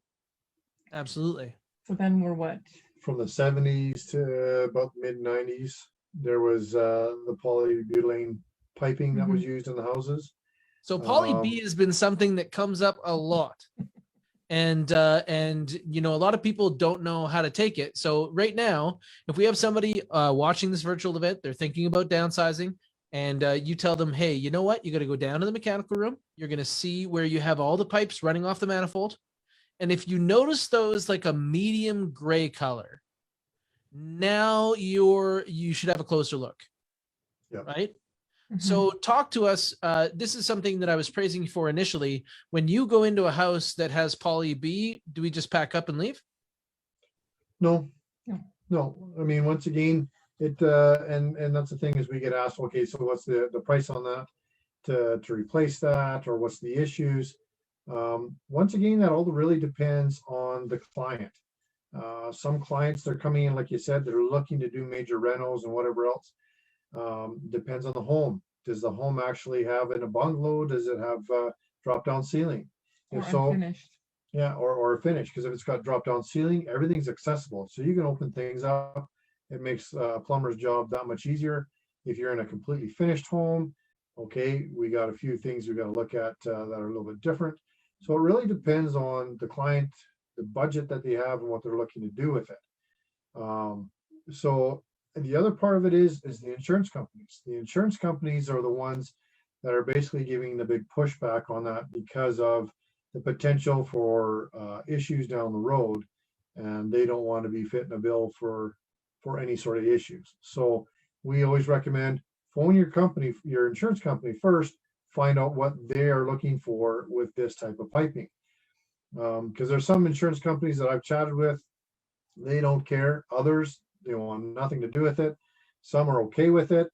So it just, you need to do a little bit of background checking on your own side of things just to make sure what your insurance company is going to say or do about it. And Yeah, then we really help people do that. Like, I'm not sure if you've noticed that hacking company clients, when they're with you in the home inspection, they're paying attention to the home inspection, but they're also dabbling along on our checklists because we give them all the common questions that insurance companies ask and get them to complete that while they're at the house with you guys. So they can say, hey, is this aluminum wiring? Hey, is that poly B plumbing? yeah, And most people may not even know that you probably aren't going to see those two in the same house. no, Shouldn't. they're different eras. Different eras, right? Yeah. And like, just like a good agent should be able to tell you that when we went into the 90s, there was some major build construction changes. We started to see the thicker walls, more insulation, sump pumps, more water diversion. There was a whole key of things that might make somebody decide differently between a house from the mid 90s and a house from the mid 80s. Yeah. So I think that more people should really understand a little bit more about construction, and I appreciate how you make that accessible. But the biggest thing is how you explain these things to our clients, and I think that they really got a sense of that tonight. So thank you so much for coming by and talking to us a little bit about preparing for that home inspection, about what home inspectors are looking for, and some of the things they could do. We're also open to making sure that you have this information coming up. So if we're working with clients as listed clients, and that's why we have trusted experts, is so that we can lean on your expertise and say, hey, do you think this is going to be a problem? I love it that you're available for those phone calls for us as well. So thank you so much for that. You're welcome. We really appreciate you guys coming by tonight and joining us, and we look forward to seeing you at our next inspection. Thanks for having us. Thanks. Have a good night. Thank you. All right. Well, everybody, thank you so much for joining us for Downsizing Done Right. We're now going to bring in the lawyer. We keep him in the back. We keep him tied up just in case. I'm joking. We've got Sean Warshawski here from Warshawski Ritzen. And I'm not sure if you've been out to St. Albert recently, but if you go, you should say hi to Sean. He's got a great office out there. They've been talking families through real estate transactions for a long time. Sean, how are you doing, man? I'm very well, thank you. Can you hear me? I can hear you great. Thanks so much for Excellent. joining. It's not We're a like Zoom call series unless regular somebody now asks on these that. virtual events. Sorry? I said it's not a Zoom call unless somebody asks if you can hear them. Yeah, I know. It's like the theme song of 2020. Can you hear me now? I think that's Verizon, actually. Oh, okay. Kind of like a seance. Did we just lose him? Is he back? Do we have him now? So thanks so much. You look exactly like I would expect you to look. In fact, you look a little better than I expect you coming out of this spring. Well, I dress up for you. I appreciate that. I appreciate that you do that. And why I'm saying that is the number of transactions that has been taking place in 2021. This is some good news in the greater Edmonton area right now. One of the best sellers markets that we've seen since oil was over $140 a barrel. And tonight we're talking to those folks that may not have moved in a long time because they're that downsizer community. They've normally been holding on to that large home for a while. And so the last time that they sold might have been before they changed the surveyor's handbook. Right? It's entirely possible because that I think was done in 2012. So really, when we take a look at how much has changed in real estate since the last time you've done a transaction, there's probably quite a bit. I know that if you looked at a legal contract to like the purchase agreement from 2012, and you look at the purchase agreement now, they're written by two different people. Like they're written in an entirely different language. It's like we've abandoned legalese. Well, they did do a really substantial rewrite a few years ago that's really clarified a lot of things in that agreement. And that's good news. So what I'm saying is that real estate's a little bit more accessible. And as in the lawyer position, when we're talking to sellers about making a smooth transaction coming in, if they've had this property for a while, they've done improvements to it, let's help them get prepped a little bit. So we're going to pretend this is your favorite aunt. She's getting ready to downsize. And she says, what should I do to make sure that I save myself some stress? Because with this milestone, we want it to go super smooth, right? Absolutely. Now, as you mentioned earlier, many people who are looking to downsize have been in their current home for many years. And many have, in that time, undertaken renovations, done additions, built or removed sheds, decks, fences, landscaping features, replaced roofs, replaced sidings, painted the exterior, etc. And believe it or not, each one of these things I just mentioned could possibly cause issues when you go to sell. So why is that? Well, the standard real estate purchase contract requires that every seller provide the buyer with what's called a real property report. And that's a fancy survey which shows the current state of improvement on the property together with evidence of municipal compliance or non-conformance. I'm reading that verbatim from the contract. Basically what that means is, as a seller, you have to provide the buyer with a survey that shows the property as it exists today, and you have to get the municipality's approval saying that yes, the location of the buildings and the improvements comply with all bylaws, there are no encroachments, the side yard setbacks are large enough, the shed is located in the proper area, the deck has a permit and is located in the allowable area. Further, sorry, what's that? I just lost your, I can't hear you at the moment. Sorry, you don't read sign language? I There you totally go. muted myself. And this all sounds great, but I think that more people should understand what happens if they don't, because what if somebody has told that person what we've heard so many times, which is, you know what, permits don't matter, and they'll just accept the old RPR. I would like to speak with whomever is telling people that, because that's generally not the case and can wind yourself in a lot of trouble. I would say that 90% of all issues that happen with closing are related to the fact the seller has not been able to provide a current real property report and compliance prior to closing. 90%. Okay, so in the vast majority, how does that impact the seller? Is it just fine and no big deal? No, because once you sign a contract, even if the contract is still conditional upon the buyer removing conditions, the seller, you're bound. You can't come back later on and say, actually, I checked and my deck doesn't have any permits, so I won't be able to give you that. No, you've already signed it. And if I'm acting for a buyer as their lawyer, your mistake is not my client's problem. Your forgetting to do something is not my client's problem. And I'm going to insist on getting my client what they're entitled to under the terms of the contract. So as a seller, that's an interesting position, because it means that even though, like, oh, whoopsie, it's not going to necessarily land your way, and there's ways that you guys are normally remediate these things. So if somebody doesn't have an RPR, and let's say that the deck is built too close to the fence, right? Well, then they can just, fine, I'll change the deck. I'll cut that deck back to the position that it's allowed, and you guys can just have a smaller deck.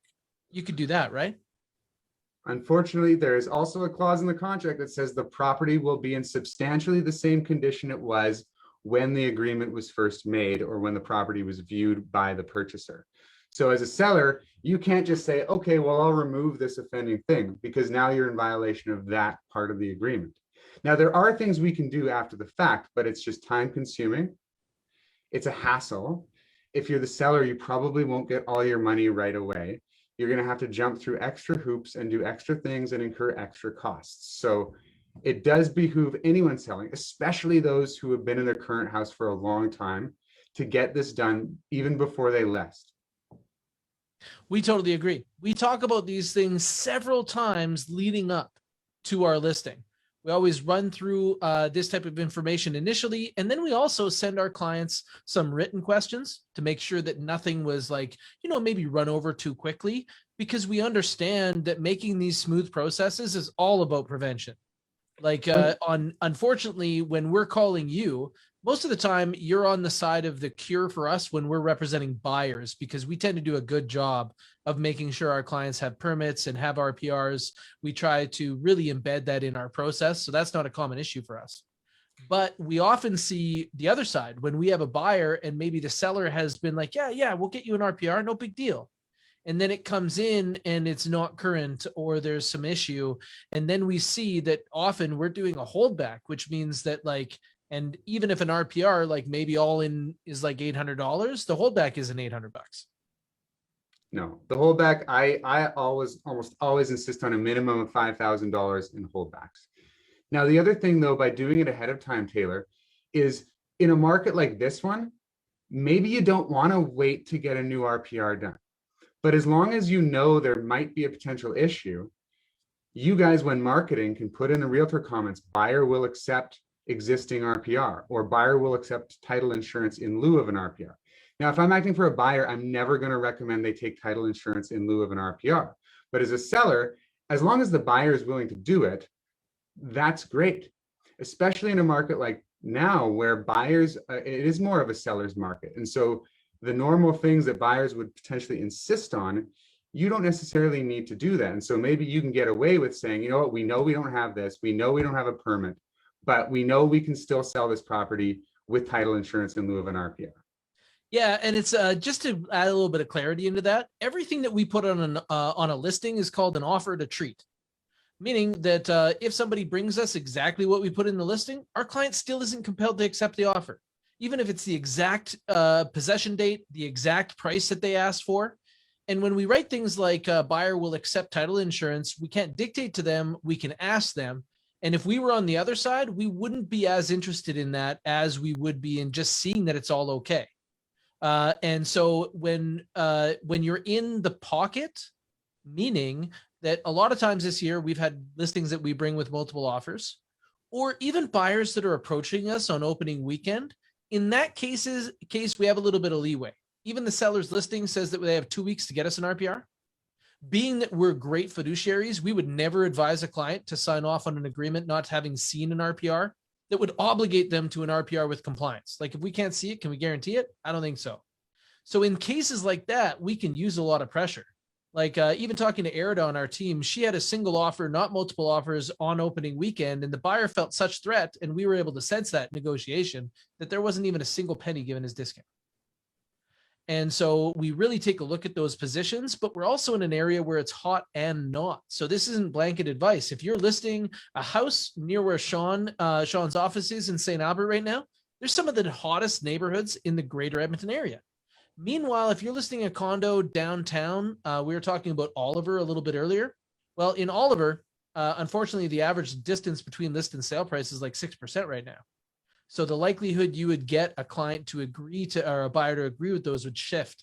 So I like how you put that. I like how you said, you know what, you should know your position. In some cases, it could be better off that you're doing one of these things than the other. That's also why we love having you on our trusted expert list, because we call you. Like what has it been, like 7 hours since you've talked to Tony, or is it more recent? Well, we text quite a bit, but that's usually about hockey and stuff like that. Oh yeah. I've noticed Don't both mention- have been don't quiet mention for the hockey, last couple right? of weeks. So when we're talking about people approaching the market, you're saying that get your like RPR related is really where you should focus.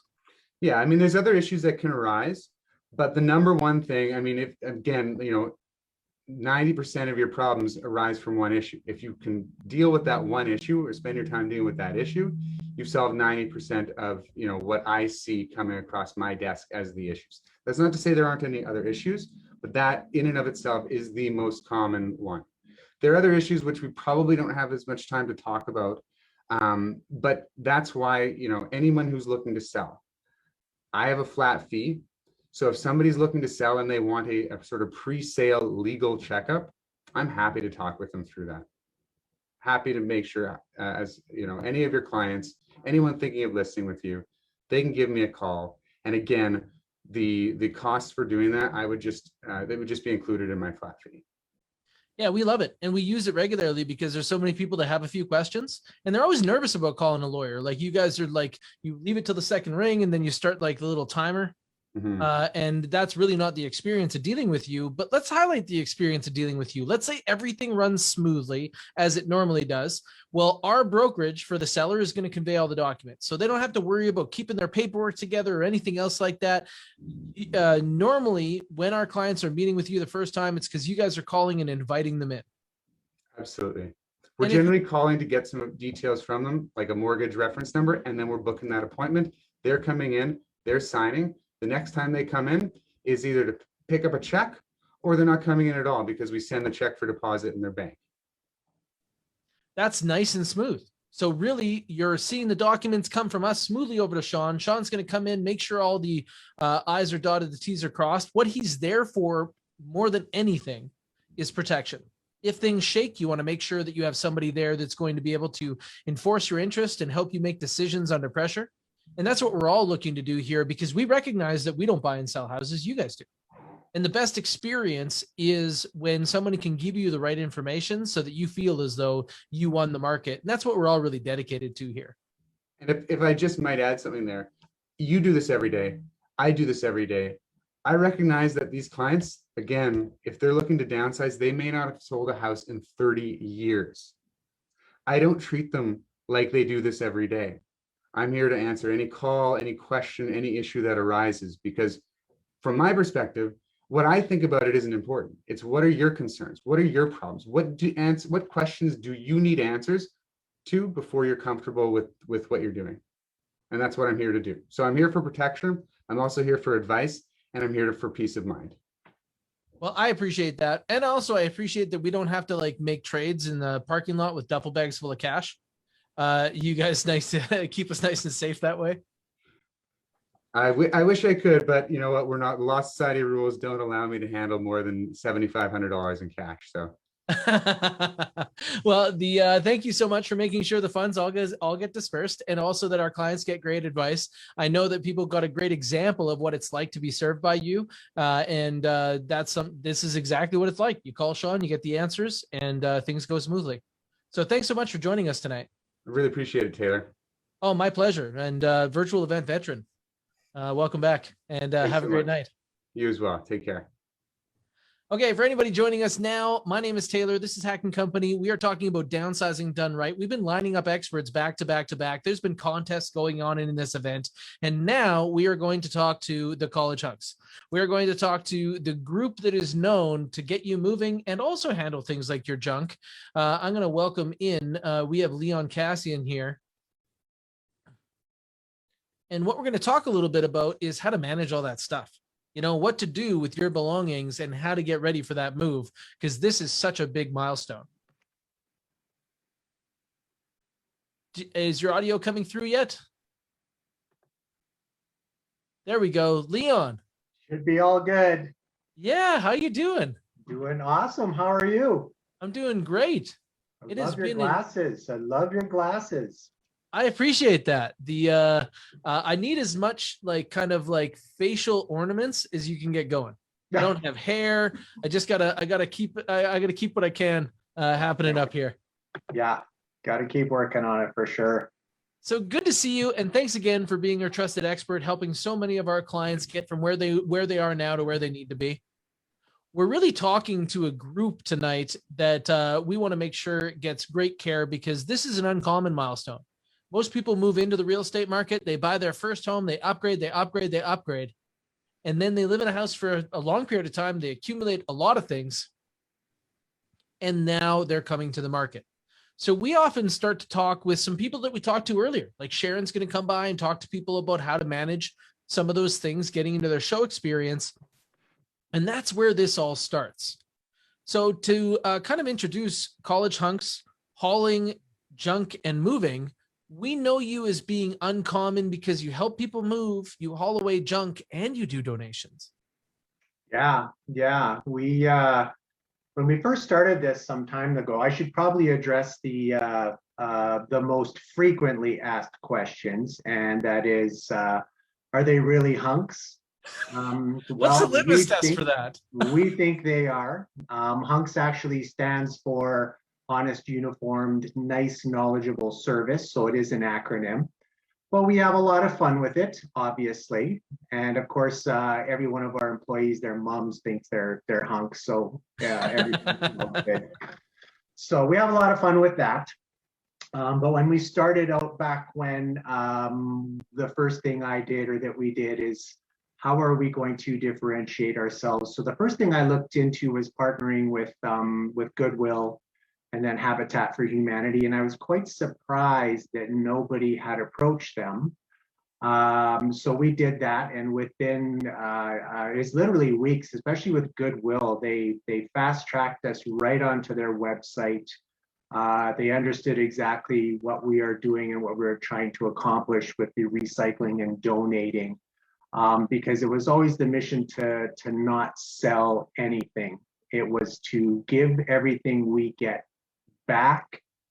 For Goodwill, for example, obviously we are helping Albertans with disabilities find meaningful employment. And with Habitat for Humanity, we are helping people build safe, affordable housing. So rather than find an avenue where we're trying to make some profit off this furniture or whatever it is we may collect, we went the road of how can we give back and help out right off the bat. So for example, with Habitat for Humanity, I believe last year we were just over $40,000 worth of goods donated to Habitat for Humanity. And again, helping all these people out with affordable housing. And we were fortunate to win the AFP Philanthropy Award last year for our donation efforts, which was a big surprise. So obviously our efforts are not going unnoticed. So very good, feel-good moment. And with Goodwill as well, you know, we just, with clothing and anything else that they need, it goes directly to them as well. So one of our big points too is the recycling initiatives that we have. We are approaching 90% of all items collected being deferred from the landfill.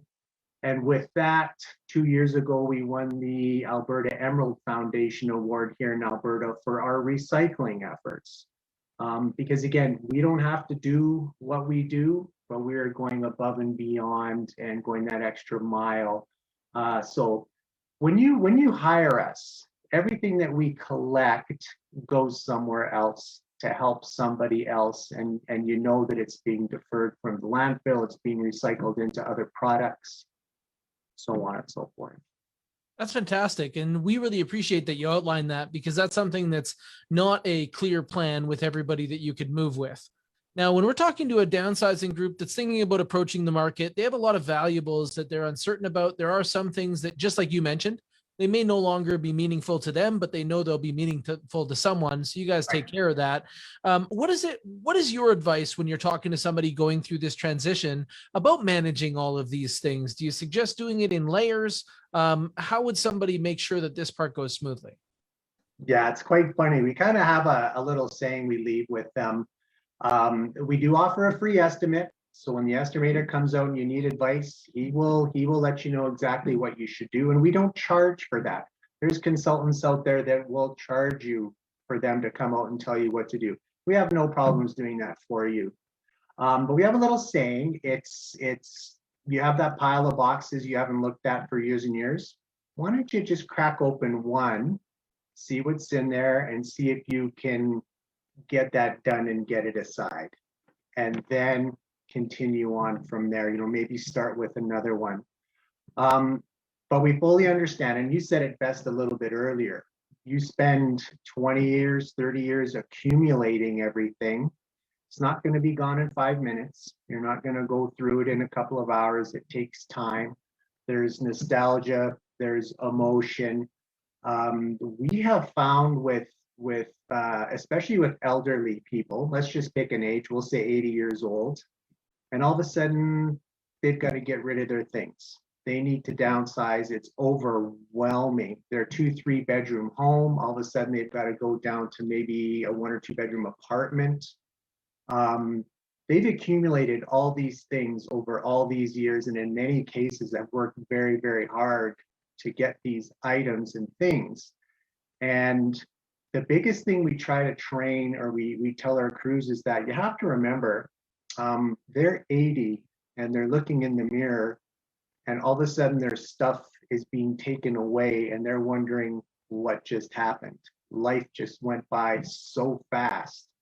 All of a sudden they're 80, what happened? And my things are getting taken away. It's very, very stressful and emotional for them. And we understand that. So when we go out there, you know, we preach patience, understanding. Another little thing we like to say with our crews is treat every item like a PS5 or an Xbox One. It means something to them. It might not to you, but let's pretend that it does.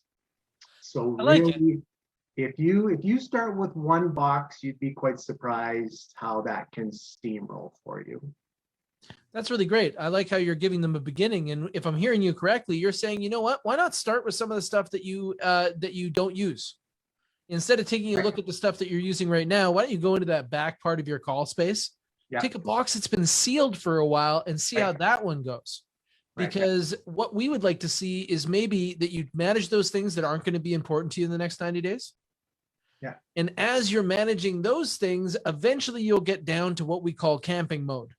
Yes. And what we're hoping is that maybe you pack your treasures first.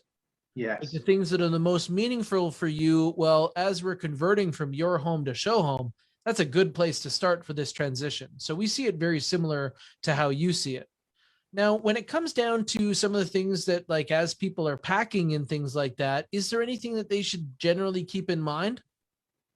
Yeah, so once you get started, it's very important that you differentiate what can and cannot go. Let's be honest. Everything's not going to fit usually into your new space, so you've got to make those decisions of what can and cannot go. You said it best just a couple minutes ago about differentiating what's important and what isn't.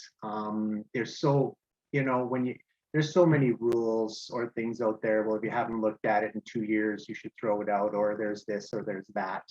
But I agree with what you said. You got to take a look at it and start just making some sort of separation and seeing, do I really, really need this? Is it important?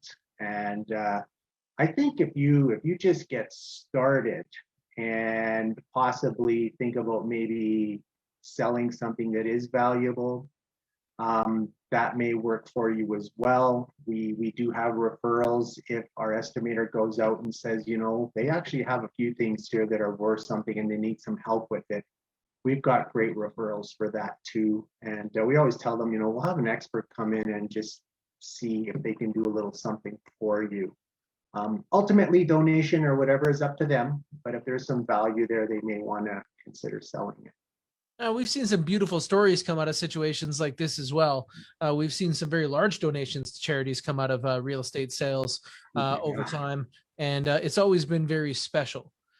So I appreciate that. And if I'm hearing you correctly, then really you guys start by making relationships. You show up, you give a walkthrough for the house. Yeah. If they end up moving with you or needing your services, great.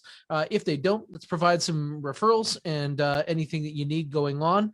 And then you kind of move forward. As they're getting up to the move, we're just starting about making this bigger and bigger.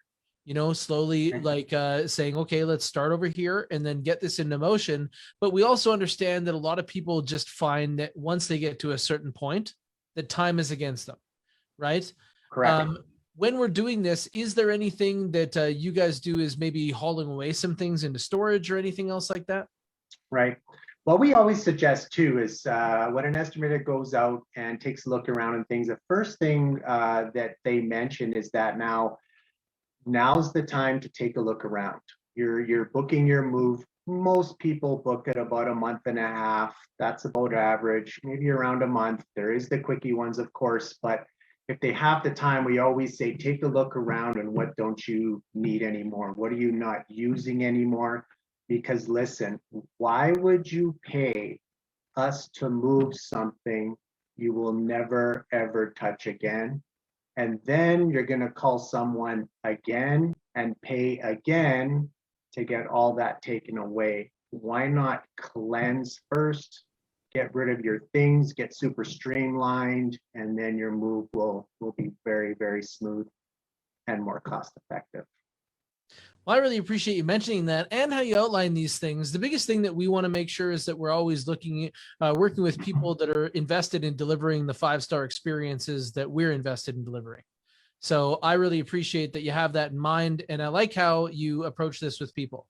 There's a difference between getting the job done and doing something that you're proud of. So thanks so much for talking us through it and explaining Hunks as an acronym. I got to tell you that I probably wouldn't qualify even under your wide definition. But you know what? I got a job, so I'm good for now. Yeah. But thank you so much for joining us tonight. And we appreciate you, Leon. So this is Leon Kassian from College Hunks, Hauling and Moving. And you can find them on our trusted expert list. You can go to hackandco.ca/blog and find all of our great advice, as well as sometimes tips from some of our trusted experts like Leon. So thank you so much for coming by for our virtual event. Awesome. Thanks, Taylor. We'll see you again. You betcha. Take care. Have a great night. Bye-bye.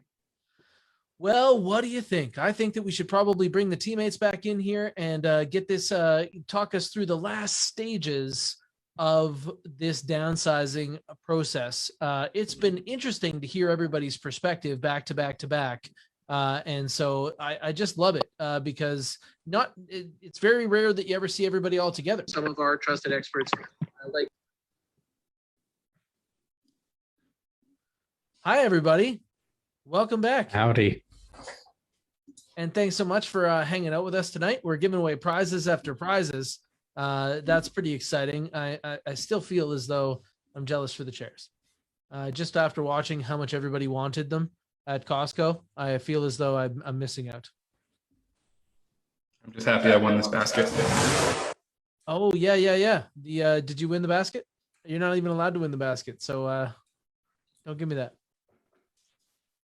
I was just talking to Leon Kassian, and he was talking really about the theme of tonight, which is to always be educating, always be giving people more information so that they can make these processes as smooth as possible. Because honestly, we do more transactions than the vast majority of agents. Like even when you take a look at Arid as an example, the average agent does 6 houses a year, and Arid has done 3 in the last 6 weeks. So we see a lot of these things. And even though this might be a regular Wednesday for us, that's not how we see it. We see our Wednesday as your milestone, and downsizing is a milestone. So what do you guys want for all of our downsizing clients? What do you think is really important when it comes down to how you want them to be treated? Kim, this is something that I know that you take extra care in. What do you think is most important when it comes to our downsizers? Just respecting how significant it is to them. It's not just a house, it was their home, and for many of them it was their home for many, many years. So it's not just a sale to them, it's a milestone. So yeah, just be respecting that, and it's emotional, right? So I appreciate that. It definitely is emotional, and just to take that into consideration is really key. Tony, what do you think is most important when it comes to taking care of downsizers? I think it's important to note that we can help them make it as smooth of a transaction or a transition as possible. We can help them get to a soft landing on the other side, whether that's somewhere locally or, let's say they're moving out west to be close to family, or down south, whatever it might be. We've got great people, and, anywhere they'll need to go, and we can help them make that transition period as smooth as possible. Man, that brings me, I remember there was a family that we helped out of Westmount, and they got the full HACK&Co team. They worked with a lender that we know and trust. They work with lawyers that we know and trust. They moved from here to Nanaimo, BC, and the team that caught them on the other side and provided the 5-star experience on that side was a trusted partner, a HACK&Co. So really, when you see what you were talking about, like transaction management from start to finish, means transition management from start to finish. So I really appreciate that. You cannot be this smooth and work alone. Like I just want to draw attention that, even look at us as a real estate team. Already it's past the reach of an individual generalist when we get to a team of specialists. And then when you take a look at all the people standing within arm's length of us, all of the trusted experts that we brought here and brought to our other virtual events as well, there's an army of caremongers here. And I think that that's kind of key. Erida, we were talking about this previously. When you're working through an average transition, you talk to quite a few people. Yeah, definitely. So calling somebody like Sean isn't uncommon. Having somebody like Sharon come by and take a look in advance isn't uncommon. Do you think that's part of every real estate experience? I doubt it. You're like the Verizon commercial. You got 300 people standing around behind you, and you're like, "Can you hear me now?" I love that. That's really important that we do that. And Bradley, what do you think when you say, what consideration should we take into mind when we're working with downsizers? It kind of goes into what Kim was saying earlier. You know, it's not just a sale, it's not just a home. Like there's a whole experience here, and you know, part of that is being considerate of who you might be selling your home to. A lot of people, you know, they're really emotionally invested in the memories they have, and you know, it would make them even happier to know that they're, you know, selling to somebody who may be making similar memories for their own families. And you know, it's not just about the numbers, and that's something that we definitely take into consideration and completely respect, because you know, you lived in that home, you made a life in that home, and it's not something you just want to give away to the highest bidder always, right? Yeah, I appreciate that. And in fact, like I think that many people don't understand the information about or what multiple offers looks like. So who here has had a listing in 2021 with multiple offers? Yeah, I don't know, maybe in the last like couple of months. So taking a look at fielding multiple offers, it's just automatic, right? Like the agents just give you a call and then you're like, okay, you guys should line up.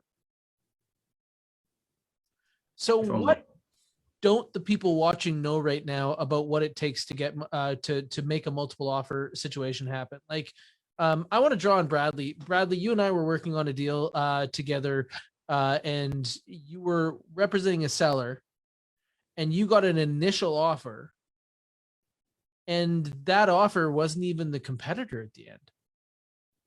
Can you explain a little bit of how that worked? You know, we got the initial interest, the initial offer, and you know, kind of part of our process is circling back around to anybody else who, you know, we do those follow-up calls, we try to get that feedback, and we keep the information of the people who did show the home, you know, on file, so that when we do receive an offer like that, we can reach out and check for other interest. You know, some people are on the fence, and knowing that that one might suddenly be off the market may motivate them to, you know, want to compete, put in another offer. So what ended up happening here is we had two other parties that were also interested once they knew that there was an offer coming. And eventually the first party ended up backing out, but we still ended up with two additional offers. And, you know, we may not have had that situation happen if we as a team weren't doing our due diligence, where, you know, we were calling around and informing people of what was going on. We could have just dealt with that one offer and, you know, potentially given our clients a much lesser experience compared to the 5-star one that they wrote glowing reviews about us for actually delivering. So the difference is even though the finish line was available, you had somebody who said they wanted to come in for an offer. That wasn't where you stopped working. And that's really where it began. Yeah. And you're in a position where, like, when you say that you're keeping names in files, by files, you mean that within 7 seconds on mobile, you can know everyone who showed that property? Absolutely. That's how fast this stuff palm of the hand. Right? Like, I know that you call it due diligence because you work here, and due diligence is something that we see as being like the basics. This isn't due diligence. Orchestrating multiple offers with this level, this is something that isn't available as standard. You know, these things are things that I wish more people understood, is that there's a science to this. There's a way to make sure that these things happen. And I liked how you did chess moves in that. You took an offer that wasn't going to make it and used it to essentially garner multiple offers, even though that wasn't a competitor at the end. So great job delivering that experience. And I know that you have some reviews to show for it. So much appreciated in that case. Is there anything else that you guys think that more people would be, you know, surprised about when it comes down to listings? Like, I think that many people don't know what our listing launch looks like. So I think that maybe they should. Let's go through it. Most listings, do they have a coming soon? But we have a coming soon. And the day before the coming soon, do they have a private audience of home buyers and sellers that they've been keeping in contact with that get that information to kind of load into that opening weekend? So without that type of preparation, do you think you look down at your phone and see like 7 people that showed that property and 3 people that are interested? I know you don't. And that's why I'm the designer of this system, and you guys have used it to get 5-star experiences all over town. So I really appreciate that. I appreciate all the work that you put into this. Do we have some announcements to make for the winners of our prizes? Somebody have a list for me? Well, there's one more thing I want to touch on as far as our selling process goes. Inside Facebook? Oh, Sorry, was that Bradley?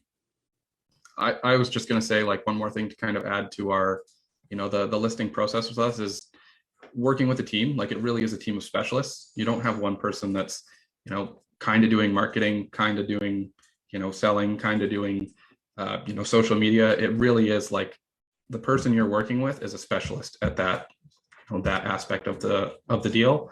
For example, we have people dedicated strictly to coordinating showings with you and chasing that feedback. Like, that's not something that, somebody who may be also responsible for all those other things would necessarily have the ability to do.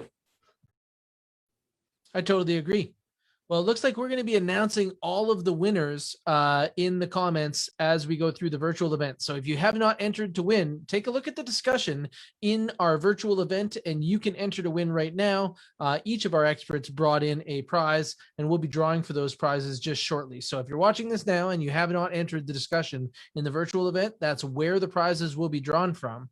And thank you so much for your insight into that, Bradley. Anything else that we want everybody to know before we wrap up, folks? We're very structured when it comes to our listing process. So, if we're meeting with someone and they're like, when do you want your house to be listed? We can't be like, tomorrow. Like, we're very systemized and we do this on purpose. So we know that, if we can get photos and everything done by the end of the week, we can have it all edited and prepped for the following week.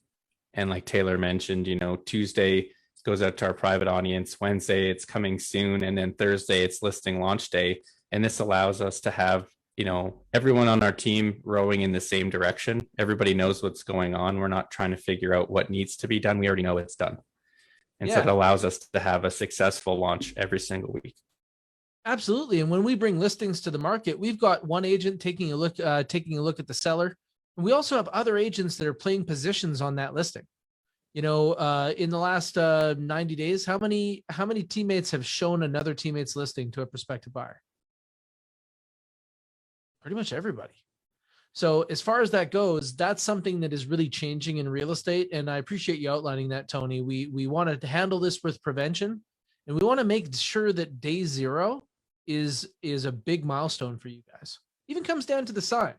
Like this time of year, our signs aren't lit all the time, but really when it comes into late fall, it gets dark here at like 5. And I don't see very many for sale signs that have solar lights, which means that ours are like the only ones for sale. So thanks everyone for joining us. This has been Downsizing Done Right. Thank you, the whole HACK&Co team. You guys are the reason that we are the highest rated and reviewed real estate team in the entire greater Edmonton area when it comes to rankmyagent.com, which is the verified review service of realtor.ca. Thank you to everybody for joining us. Make sure that you enter into those draws. Feel free to hit up HACK&Co. You can find us on all social media, and we have a ton of content that'll help you continue to be educated. And downsizers, we're ready for you. We've got a great program. We've got some great people to help you out. So please make sure to connect to us. You can even call us on our Fast Agent hotline. My name is Taylor, and with me is Bradley, Anthony, Erida, and Kim, and a couple of special mentions. Tiana, thank you so much for running the virtual event, and also Emily is who made this all happen. Emily basically architected this virtual event before it brought out here, and we appreciate bringing all this information to the public and also bringing a little bit of shine to our trusted experts. Hope you guys are doing awesome and have a very good night.